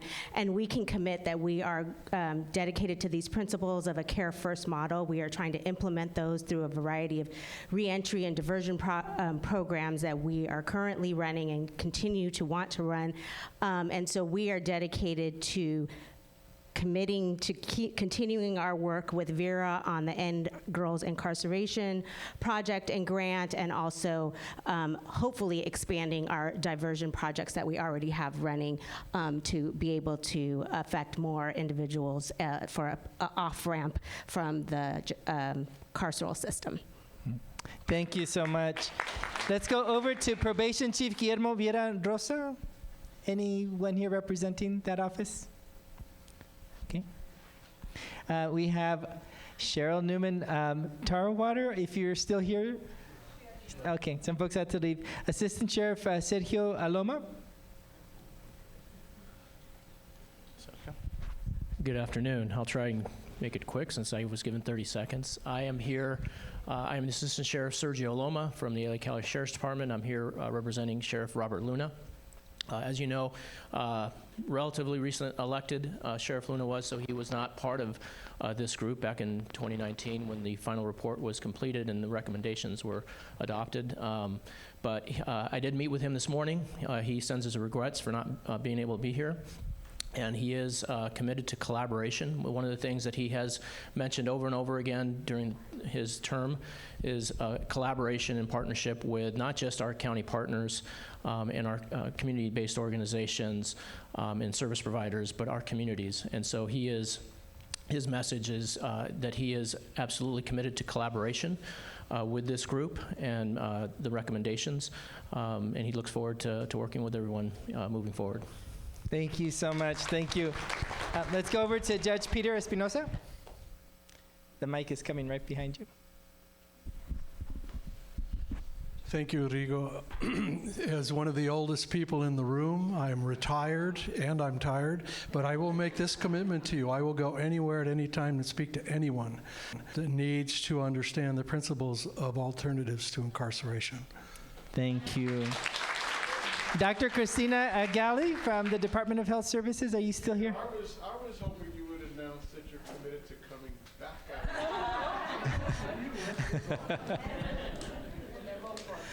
out. Okay. Is Dr. Christina Galli still here or had to leave? Okay. Anyone representing that department? All right. Let's go over to Dr. Lisa Wong or the Department of Mental Health. Also had to leave. All right. And then Dr. Barbara Ferrer from the... Can we make commitments on behalf of the people that...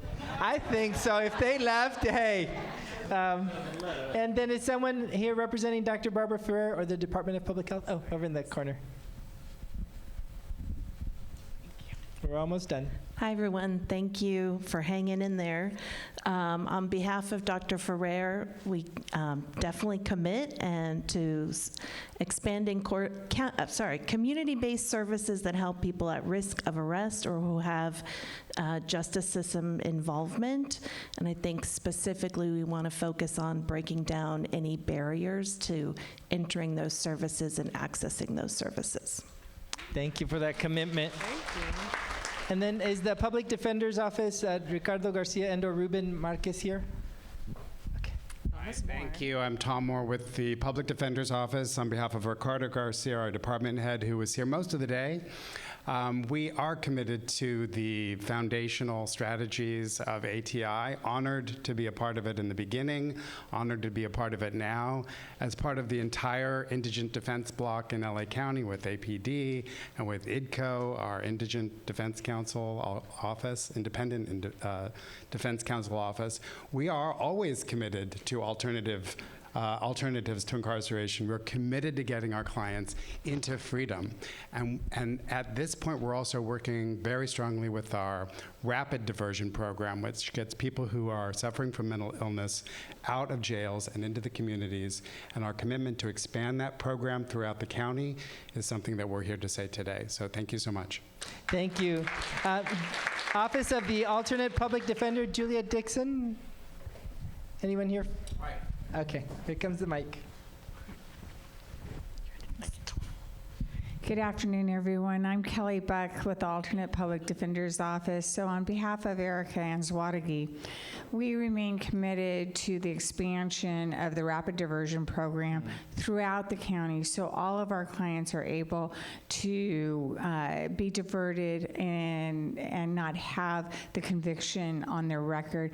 We also are very committed to ODR and the expansion of ODR to reach more and more of our clients.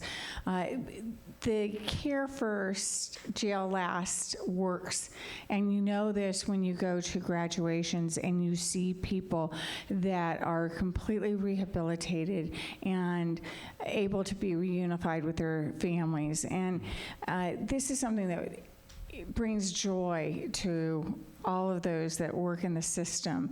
Everybody is impacted at those graduations, and often there isn't a dry eye in the room. And we need more of that, not less of that.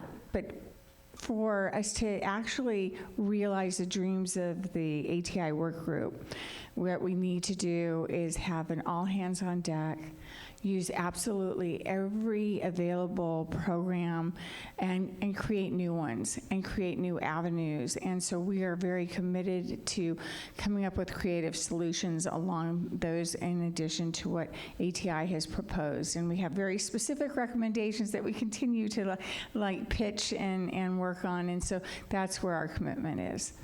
Thank you so much. From County Council, Dylan Ford. County Council, are you here? Oh, in the back. Thank you. Good afternoon. My name is Dylan Ford. I'm a deputy with the Office of County Counsel, and on behalf of my County Council colleagues and the office itself, we remain committed to supporting the board and county departments in all their alternatives to incarceration efforts. And thank you so much. Thank you for being here. Mark Delgado, are you here? Or someone representing the Countywide Criminal Justice Coordination Committee? All right. Elizabeth Schuster? She had to go? Okay.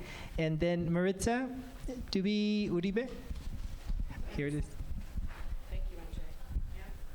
On behalf of Kelly Lobianco with the Department of Economic Opportunity, we are very much committed to really establishing economic opportunities for all.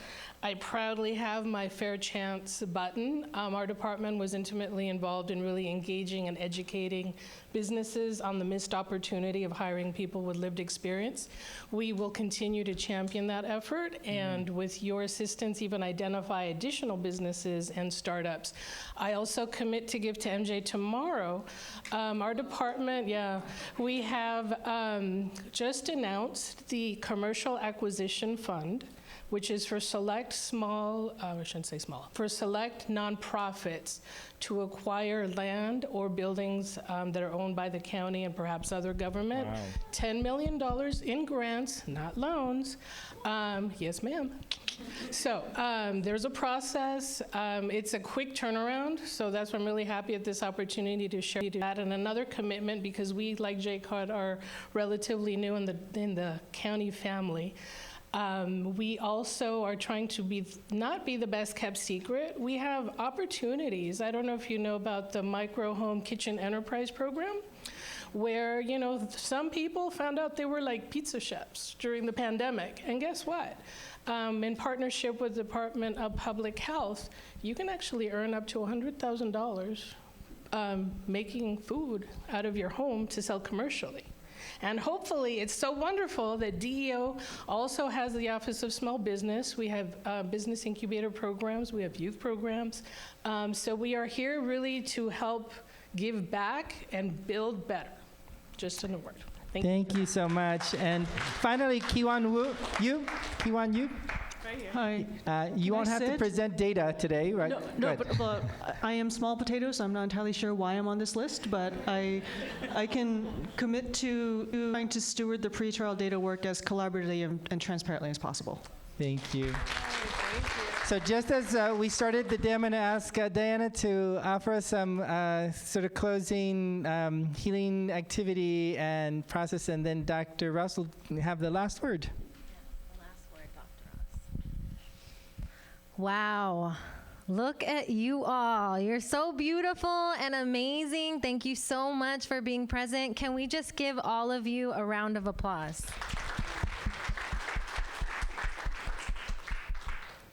So, like at the beginning, I'm going to remind us, checking in with all of ourselves.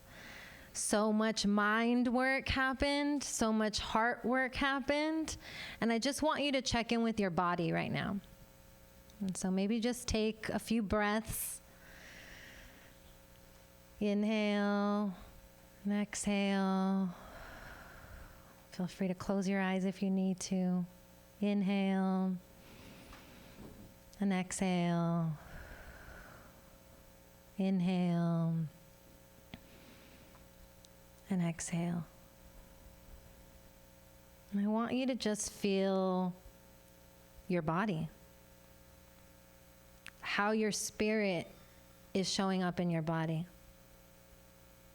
Are you feeling it in your stomach? Are you feeling it on your shoulders, your legs, your head, your voice, your eyes? Just check in with that beautiful body of yours that is allowing your spirit, that is committed to the Care First vision, to feel what it needs to feel after receiving so much today, after giving so much today. Keep breathing and just thank that part of your body. And if you need to, move it around a little. Move that energy and let go of anything that you don't need to hold as you journey into the next part of your day. And hold all of that beautiful excitement, all of that hope, all of that care deep within your core. Breathe and let it emanate around you, because all of you have expressed some beautiful commitments to our Care First vision. It comes from within, and it vibrates to each other, and it even vibrates outside of this place that we're in right now. So thank yourself. Thank that energy. Thank each other for how much you give and how much you receive. Let's take 3 breaths together. Inhale And exhale. Inhale. And exhale. One more inhale. And exhale. And as you move your toes and your fingers and you open up your eyes, just look around the room at all of these beautiful people that are holding the Care First vision with you and are committed to moving this forward in every space and every place that we get to bring our energy into. Thank you, everyone, so much. Please take good care of your bodies, your spirits, your hearts, and your minds today. Water, sleep, whatever you need. Thank you so much for being who you are. Echoing the thank you, I saw a poster the other day at a youth development center that I visited, and I want to say this to you because it struck me as so powerful. And the poster said, "I am my ancestors' wildest dream." Each of you in this work that you do and this vision that we pursue represent your ancestors' wildest dream. Thank you. Love you all.